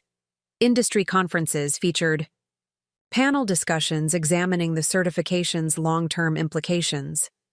Throughout this period, I maintained professional distance from Westbrook Medical's certification process, delegating their evaluation to other committee members to avoid potential conflicts. This separation preserved the program's integrity while protecting both companies from accusations of favoritism or bias. 3 months into the program, our committee received troubling data about Westbrook Medical's integration performance. Despite their early adoption of our basic platform, their implementation showed significant gaps in critical areas, particularly inventory transparency and order processing automation. These deficiencies placed their certification status at risk. "The metrics don't lie," noted Dr. Sarah Chen, our technical evaluation director, during our weekly committee meeting. "Westbrook Medical's system integration falls 27% below certification thresholds in 3 key categories." "Have they been notified of these deficiencies?" I asked, maintaining professional composure despite my personal connection. "We sent the standard preliminary assessment report last week," confirmed Marcus Barrett, our supplier relations director. "Their CIO acknowledged receipt but hasn't provided a substantive response." The situation presented a delicate challenge. While I had recused myself from direct evaluation of Westbrook Medical, my position as committee chair meant I couldn't ignore significant compliance issues with a major supplier. My responsibility to the program's integrity required addressing their performance gaps, regardless of personal history. After careful consideration, I decided to send a formal committee notification to all suppliers with similar deficiencies, emphasizing certification deadlines and offering technical consultation to address integration challenges. The letter, sent under my signature as committee chair, went to 17 companies including Westbrook Medical. 2 days later, James Harrison stopped by my office, his expression unusually serious. "I just received a call from Richard Westbrook," he said without preamble. He was rather direct about our certification requirements. My stomach tightened. What specifically did he say? He suggested the requirements were unnecessarily stringent and potentially designed to disadvantage traditional suppliers in favor of newer market entrants. I maintained my professional demeanor despite the implied accusation. The requirements are based on documented integration metrics and established workflow efficiency standards. All suppliers received identical evaluation criteria. James nodded. That's essentially what I told him. He then mentioned his personal connection to the program leadership and requested a private meeting to discuss Westbrook Medical's specific situation. The moment I had anticipated since accepting the committee chair position had arrived.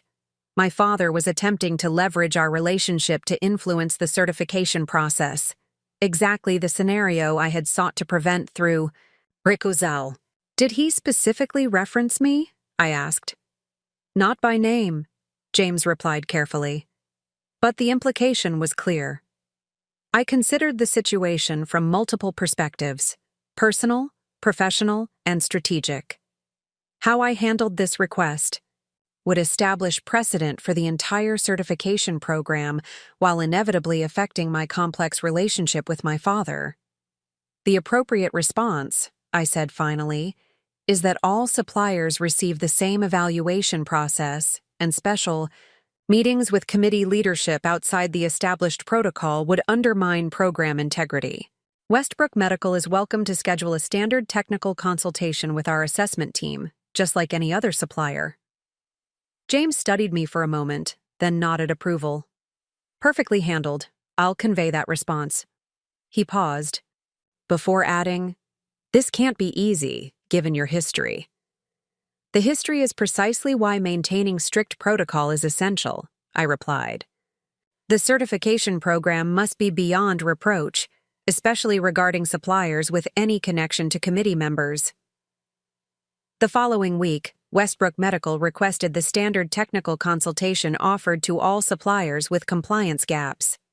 The meeting was scheduled with our assessment team, without my participation, to review integration deficiencies and recommend remediation steps. I received the consultation summary as part of routine committee reporting. Our technical team had identified systemic issues with Westbrook Medical's implementation, stemming primarily from incomplete adoption of workflow integration principles. Their technical staff had implemented the basic connectivity components but resisted fundamental process changes required for true integration effectiveness. Classic partial implementation, observed Dr. Chen during our review. They wanted the technical interface without the organizational adaptation. The assessment team had provided Westbrook Medical with detailed remediation requirements and a clear timeline. Address the critical deficiencies within 60 days, or risk certification, denial, which would affect their status with vector-affiliated hospital systems nationwide. 2 weeks after this consultation, I received an unexpected visitor at Synapse's Boston headquarters. My assistant interrupted an afternoon meeting with unusual hesitation. I apologize for the disruption, but Eleanor Westbrook is here requesting to see you. She doesn't have an appointment, but she's insistent. My mother, here, in my office building, without warning.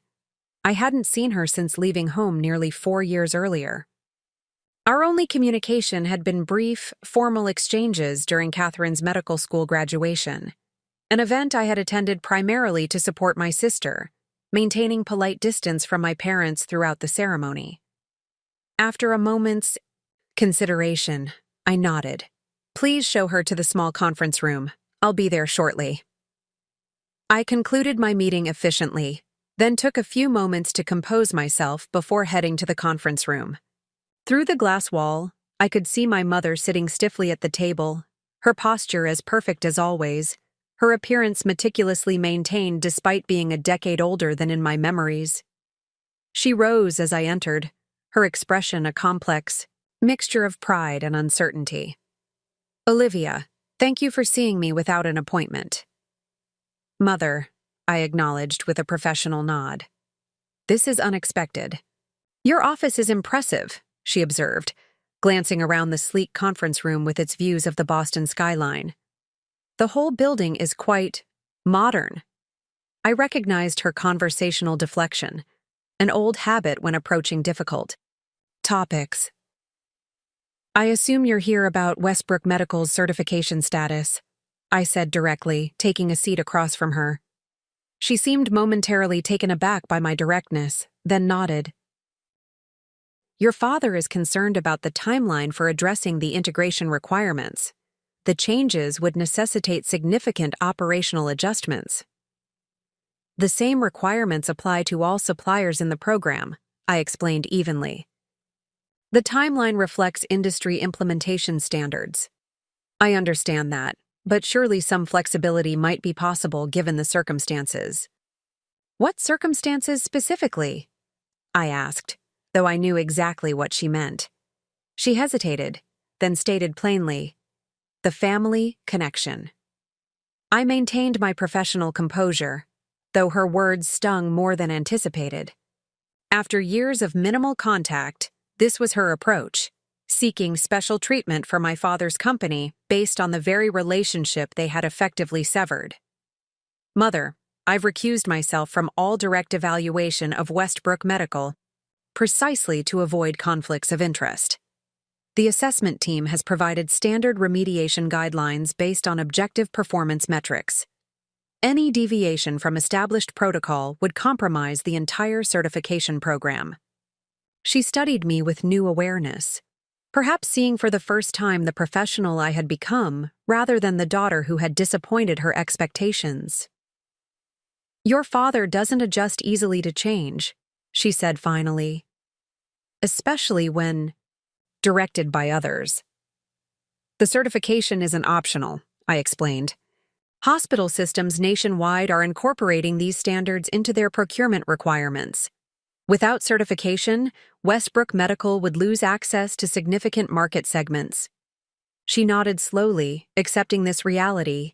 He should have listened to you years ago, she observed unexpectedly. About technology integration. The comment, the closest thing to an acknowledgement of their past dismissal I had ever heard, caught me off guard. Before I could respond, she continued. Catherine speaks of you often, you know. She follows your company's progress, reads articles about your work. She keeps a file. This revelation surprised me. Catherine and I maintained cordial but distant communication, exchanging occasional messages without substantial connection. The certification requirements, my mother continued after a moment, are they something Catherine could help explain to your father? She's completed her residency now, working at Massachusetts General. The medical perspective might make the changes more palatable to him. The suggestion was unexpected but potentially valuable. Catherine's medical credential, the very educational path my parents had prioritized over mine, might indeed provide a bridge for explaining technical requirements to my father in terms he would respect. That could be helpful, I acknowledged. If Catherine understands the integration principles and their clinical implications. She's been studying your work, my mother repeated. More than any of us realized, I think. This conversation, so different from what I had anticipated, suggested complexities in my family's perspective I hadn't considered. My mother's presence here, her tentative acknowledgement of past mistakes, Catherine's apparent interest in my work, all indicated shifts beneath the surface of our fractured relationships. I can arrange for Catherine to receive a technical briefing on the certification requirements, I offered. If she's willing to serve as liaison, it might facilitate Westbrook Medical's implementation process. My mother nodded, visibly relieved. That would be helpful. She hesitated, then added quietly, Your father follows your work too, you know. He has a subscription to Healthcare Technology Review, reads every article that mentions Synapse. The image of my father secretly tracking my career struck me as both surprising and somehow poignant. Had there been pride mixed with his stubborn refusal to reach out directly? Regret beneath his maintained distance? The certification requirements aren't punitive, I said, softening my tone slightly. They're designed to create genuine integration that benefits both suppliers and healthcare providers. Westbrook Medical could emerge stronger from the process if they embrace the changes rather than resist them. I'll convey that perspective, she promised, rising to leave. At the door, she paused. Your office, it's exactly as I would have expected. Practical but impressive. Like you. After she departed, I remained in the conference room, processing the unexpected encounter. My mother's visit represented the first genuine acknowledgement, however, indirect, that my chosen path had proven more valid than they had recognized. Not an apology, not a reconciliation, but perhaps the beginning of a shift in perspective. The following week, Catherine requested a formal briefing on the certification requirements. I arranged for our technical team to provide a comprehensive overview, focusing on clinical workflow implications rather than technical specifications. I didn't attend personally, maintaining appropriate separation while facilitating the educational process. Dr. Chen reported afterward that Catherine had demonstrated surprising technical aptitude and genuine interest in the integration principles. She asked excellent questions about workflow efficiency and clinical documentation, more sophisticated than most medical professionals we brief. This feedback reinforced my mother's suggestion that Catherine had been following my work more closely than our limited communication indicated. Perhaps her own experiences in hospital systems had validated the integration challenges I had identified years earlier. 2 days after Catherine's briefing, I received a formal message from Westbrook Medical's executive office requesting a meeting with their full leadership team to discuss comprehensive implementation of the certification requirements. The message, signed by my father as CEO, included a notable sentence. We recognize the validity of the integration approach and commit to full implementation rather than minimal compliance. This represented a significant shift from their initial resistance. While I couldn't attend personally due to my recusal, I ensured our most experienced implementation specialists were assigned to the project, with instructions to provide whatever support Westbrook Medical required to achieve comprehensive integration. Over the following weeks, reports from our assessment team indicated remarkable progress. Westbrook Medical had mobilized resources for a complete system overhaul, addressing not just the technical requirements, but the underlying workflow principles.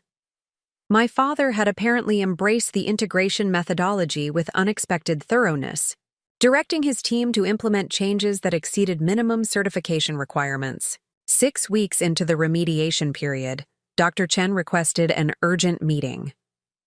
Westbrook Medical's implementation has progressed so significantly that they qualify for our advanced integration designation, she explained. They've moved beyond basic compliance to comprehensive workflow integration across their entire operation. It's actually becoming a model implementation we could use for other suppliers. The transformation was remarkable, from resistance to exemplary adoption, in less than 2 months. I wondered about the conversations that had occurred within Westbrook Medical, the influence Catherine might have exercised, the changing perspectives that had facilitated this shift. When our committee convened to review certification status, for the initial group of suppliers, Westbrook Medical received not just standard certification, but special recognition for excellence in implementation. The formal announcement would be made at Vector's annual healthcare conference, where certified suppliers would be publicly acknowledged for their achievement. The conference, scheduled for the following month in Boston, would bring together healthcare executives, technology leaders, and medical suppliers from across the country. As committee chair, I would present the certification awards, including the special recognition for Westbrook Medical. The professional and personal worlds I had carefully kept separate were about to converge in a very public forum. After years of limited contact and careful distance, I would formally recognize my father's company for excellence in implementing the very technological approach he had once dismissed as irrelevant. Life had indeed come full circle, but in ways far more complex and nuanced than simple vindication. The journey from rejected daughter to industry authority had transformed not just my circumstances, but my perspective on success, validation, and the complicated nature of family relationships. As the conference approached, I found myself contemplating not just the professional significance of the certification program, but the personal implications of this unexpected convergence. How would my father respond to receiving recognition from the daughter whose educational choices he had once deemed unworthy of support? How would I navigate the public intersection of professional authority and personal history? The answers would soon become clear as the paths we had followed, once divergent but now unexpectedly reconnected, brought us to a moment neither of us could have anticipated 4 years earlier. Vector's annual healthcare conference transformed Boston's Seaport World Trade Center into a showcase of medical innovation. Exhibition halls displayed cutting-edge technologies from digital diagnostics to robotic surgical systems. Presentation theaters hosted discussions on healthcare transformation and technological integration. Networking spaces buzzed with conversations between hospital executives, technology developers, and medical suppliers. As conference keynote speaker and certification committee chair, I had responsibilities throughout the 3-day event.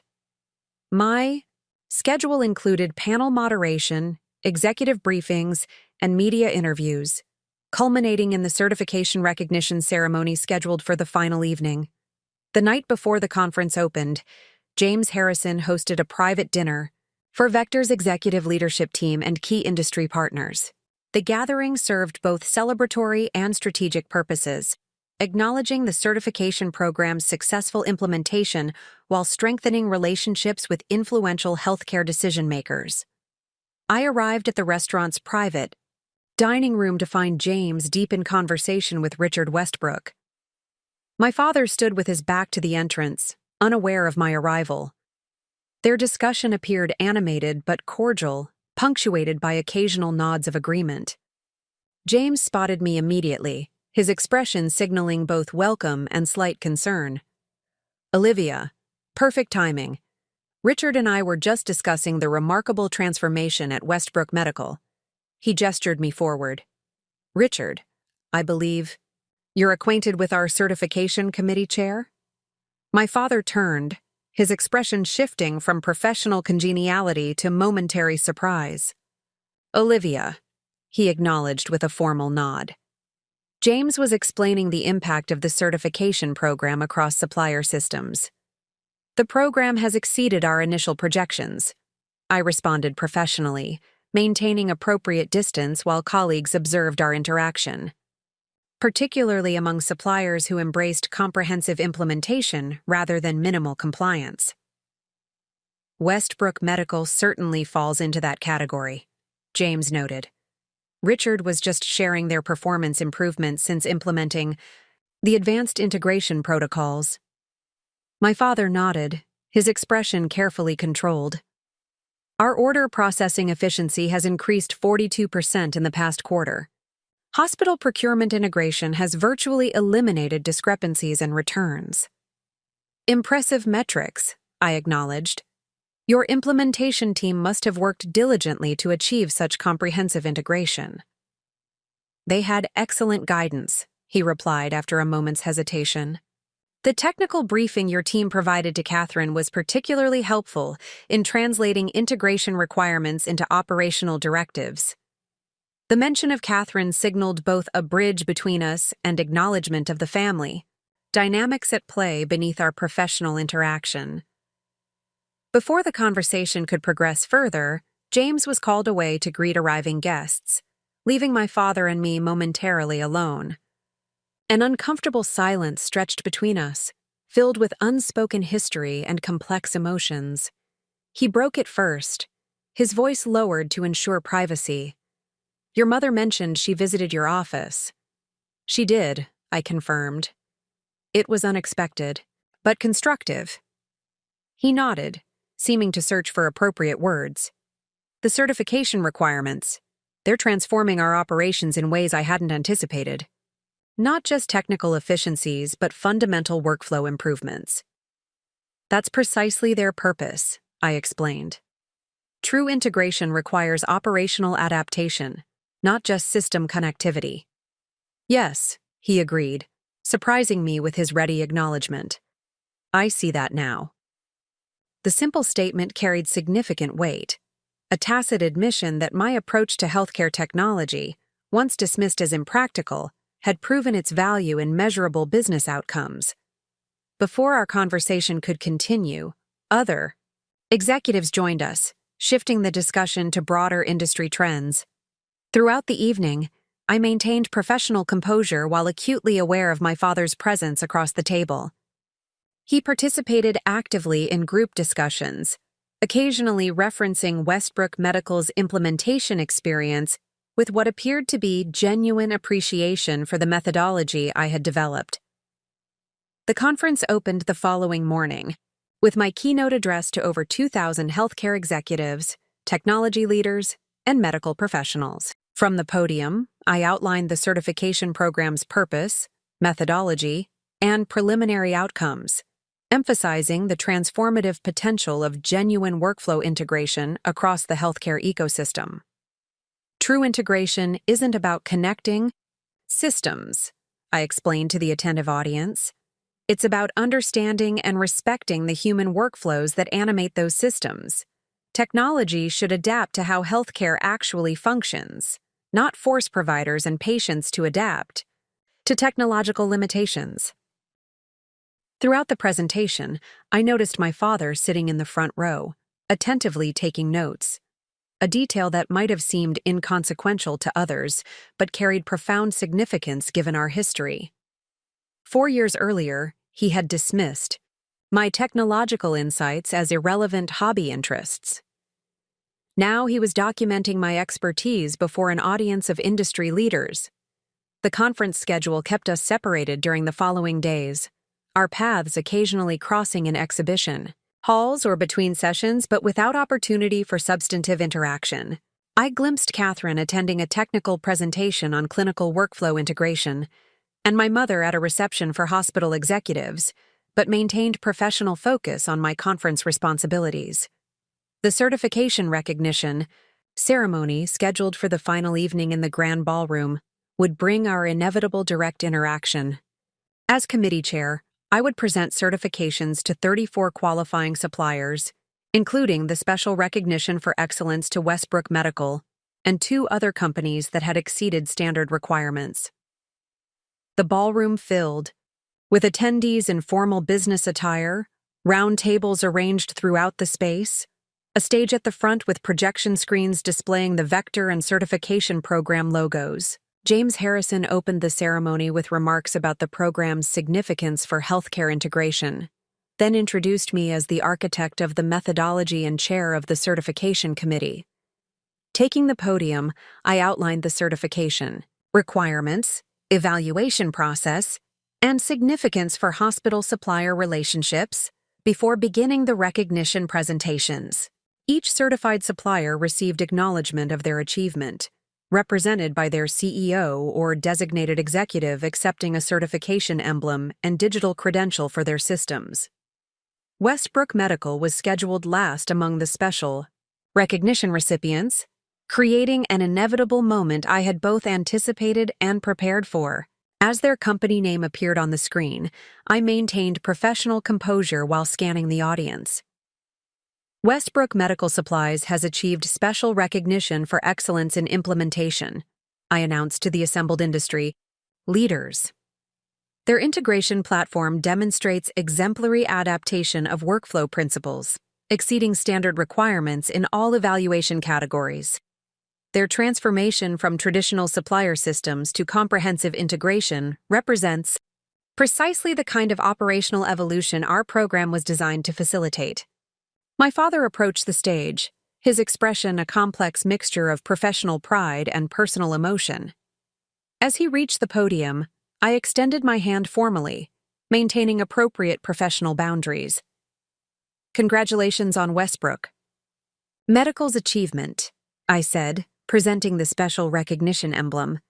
Your implementation team has established a benchmark for supplier integration excellence. He accepted the recognition, then surprised me by addressing the audience directly. Westbrook Medical's transformation reflects more than technical compliance, he stated clearly. It represents a fundamental shift in how we understand the relationship between suppliers and healthcare providers, a perspective championed by Olivia Westbrook long before it became industry standard. The acknowledgement, public, explicit, and unexpected, momentarily disrupted my professional composure. My father continued, his voice steady, but with an underlying emotional current, discernible perhaps only to me. Sometimes innovation comes from unexpected sources, and wisdom from voices we initially fail to recognize. Westbrook Medical is grateful for the guidance that has transformed not just our systems, but our understanding of effective healthcare integration. The audience applauded as he returned to his seat, leaving me to conclude the ceremony with final remarks about the program's future direction. Throughout the remaining presentation, I maintained professional focus while processing the significance of my father's unexpected public acknowledgement. At the reception following the ceremony, industry leaders and technology executives circulated through the ballroom, networking and discussing implementation experiences. I fulfilled my responsibilities as committee chair, engaging with certified suppliers and healthcare executives while navigating the complex personal undercurrents of the evening. Eventually, the inevitable moment arrived. My parents approached together, accompanied by Catherine in formal attire, presumably attending as Westbrook Medical's clinical advisor. "Congratulations on the program's success," my mother offered, her expression carefully composed. "The industry response appears overwhelmingly positive." "Thank you," I replied, maintaining professional demeanor while acknowledging the personal dimension of our interaction. "The supplier implementations have exceeded our projections, particularly in operational impact." Catherine stepped forward, her confidence in medical settings evident in her posture and expression. "The clinical workflow integration is particularly effective," she observed.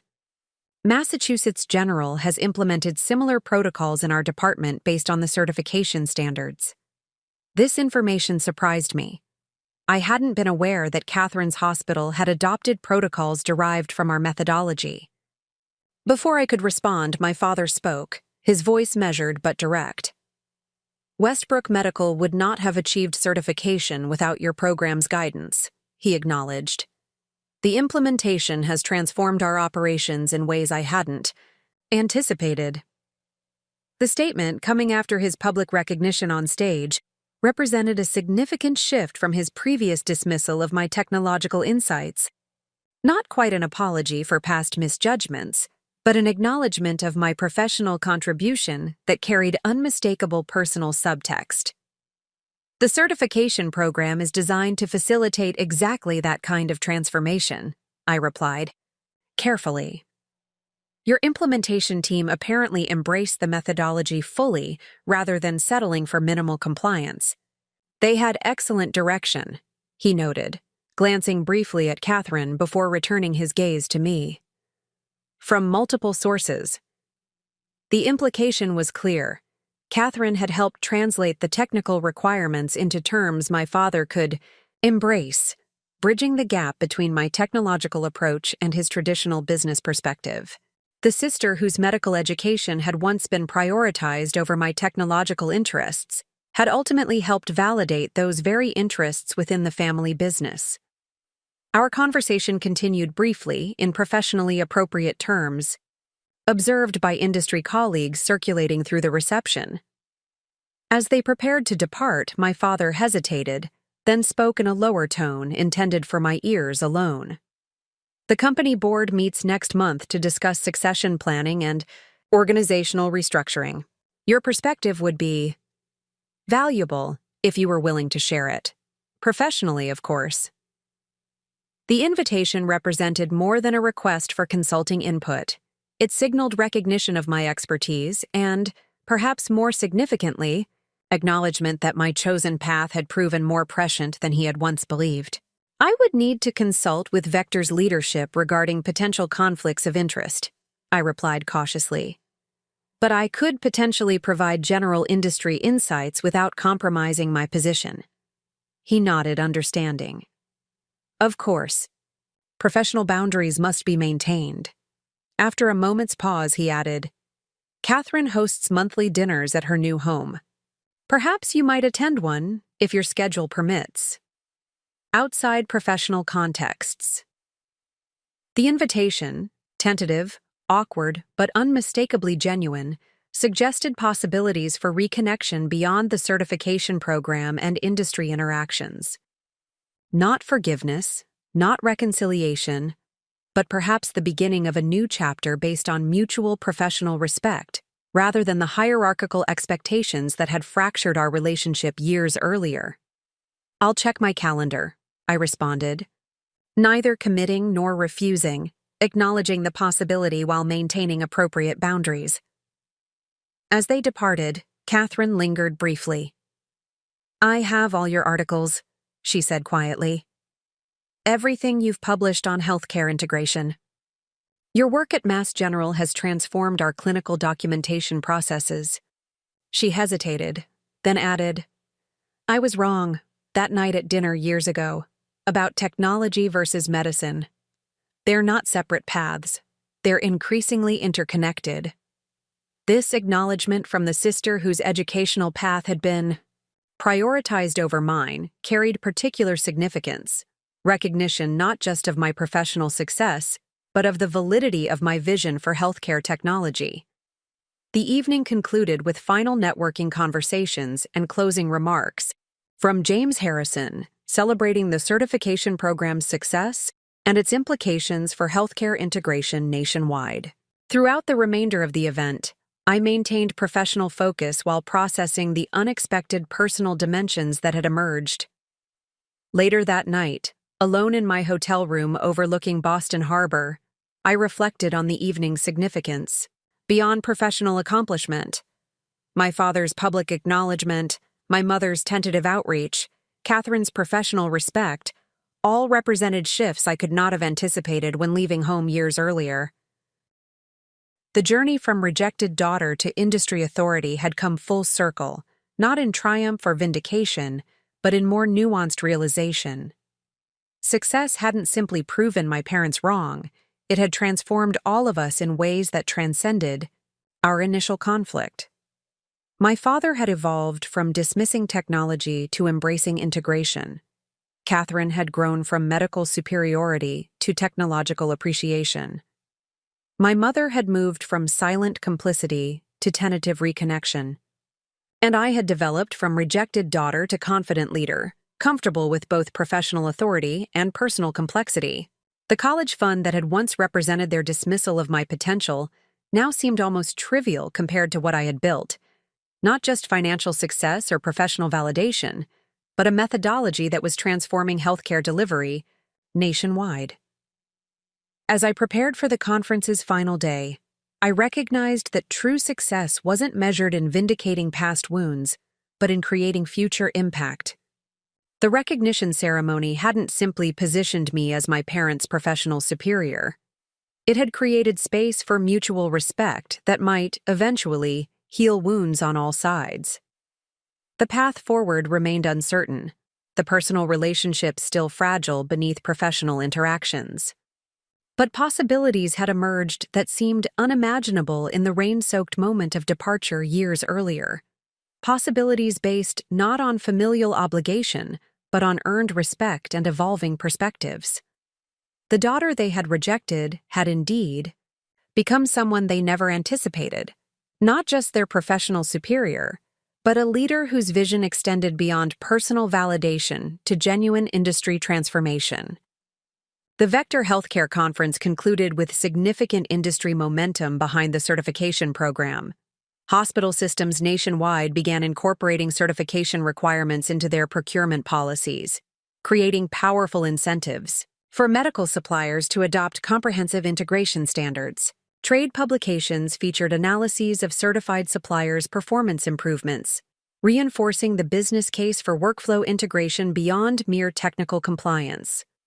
Following the conference, I returned to my regular responsibilities at Vector, focusing on strategic expansion of the Synapse division and continued refinement of our integration methodologies. The unexpected interactions with my family remained in the background of my thoughts, neither dismissed nor immediately addressed as professional obligations took precedence. 2 weeks later, James Harrison requested a meeting to discuss Westbrook Medical Supplies. The serious expression on his face as he entered my office suggested complicated developments.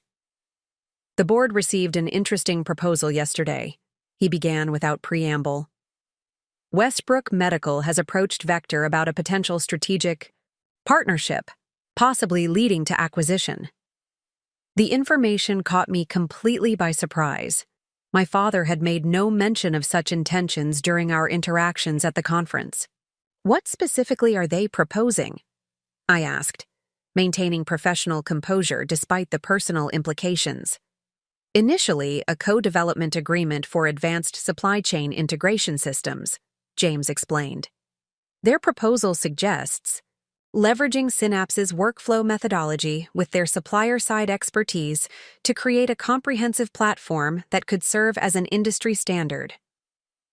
The proposal made strategic sense from both companies' perspectives. Westbrook Medical had established supplier relationships and operational experience that could complement our technology platform. Vector had integration expertise and hospital connections that could expand Westbrook's market position. The proposal has significant merit, James continued, but obviously creates potential conflicts given your personal connection to Westbrook's leadership. I would recuse myself from any acquisition discussions or negotiations, I confirmed immediately, just as I did during the certification process. That's the immediate concern, certainly, he acknowledged. But there's a longer-term consideration. If Vector were to acquire Westbrook Medical, integrating it into our healthcare supply division would likely fall under your operational oversight. You would effectively become my father's boss, I completed, recognizing the extraordinary irony of the situation. James nodded. Precisely. While technically we could establish alternative reporting structures, the reality is that Synapse's integration methodology would be central to any successful merger. Your expertise would be essential. The potential scenario seemed almost surreal, a reversal of hierarchy that neither my father nor I could have imagined when he dismissed my educational choices years earlier. Yet my professional responsibility required evaluating the proposal based on business merits rather than personal history. The strategic rationale is sound, I analyzed, focusing on objective considerations. Westbrook Medical's supplier network, combined with our integration platform, could create significant market advantages. The workflow compatibility is already established through their certification implementation. Those were my conclusions as well, James agreed. The question becomes whether the personal dynamics would undermine the business potential. I considered this carefully, separating professional assessment from emotional reaction. I believe we can establish appropriate governance structures to manage any personal complications. My father has demonstrated surprisingly thorough acceptance of our methodology during the certification process. That suggests potential for constructive, professional interaction despite our history. James studied me thoughtfully. You've navigated the certification process with remarkable objectivity given the circumstances. I trust your judgment on this as well. He paused. That said, before we proceed with serious discussions, you should consider the personal implications. Working with family can be challenging under the best circumstances. I appreciate the concern, I responded. I would suggest we evaluate the proposal through standard procedures, with appropriate recusal protocols during the assessment phase. If acquisition discussions become serious, we can address reporting structures and governance models that maintain professional boundaries. The meeting concluded with agreement to proceed cautiously, conducting preliminary evaluation while maintaining strict confidentiality regarding my personal connection to Westbrook Medical's leadership. Few people within Vector knew the full history, and maintaining professional separation would be essential for objective assessment. That evening, I received a message from Catherine inviting me to dinner at her new home in Cambridge the following weekend. The timing seemed unlikely to be coincidental given Westbrook Medical's proposal to Vector. Yet the invitation appeared genuinely personal rather than business-motivated. After consideration, I accepted with clear parameters: a Sunday evening. Dinner, no business discussion, no parents present for this initial reconnection. Catherine agreed readily to these conditions, suggesting she too recognized the need for carefully managed reestablishment of our relationship separate from professional complications. Catherine's Cambridge home reflected her methodical personality, tastefully decorated in subdued colors, meticulously organized, with subtle evidence of her medical career in anatomical prints and medical history books arranged on bookshelves. The atmosphere was welcoming but restrained, much like our relationship itself.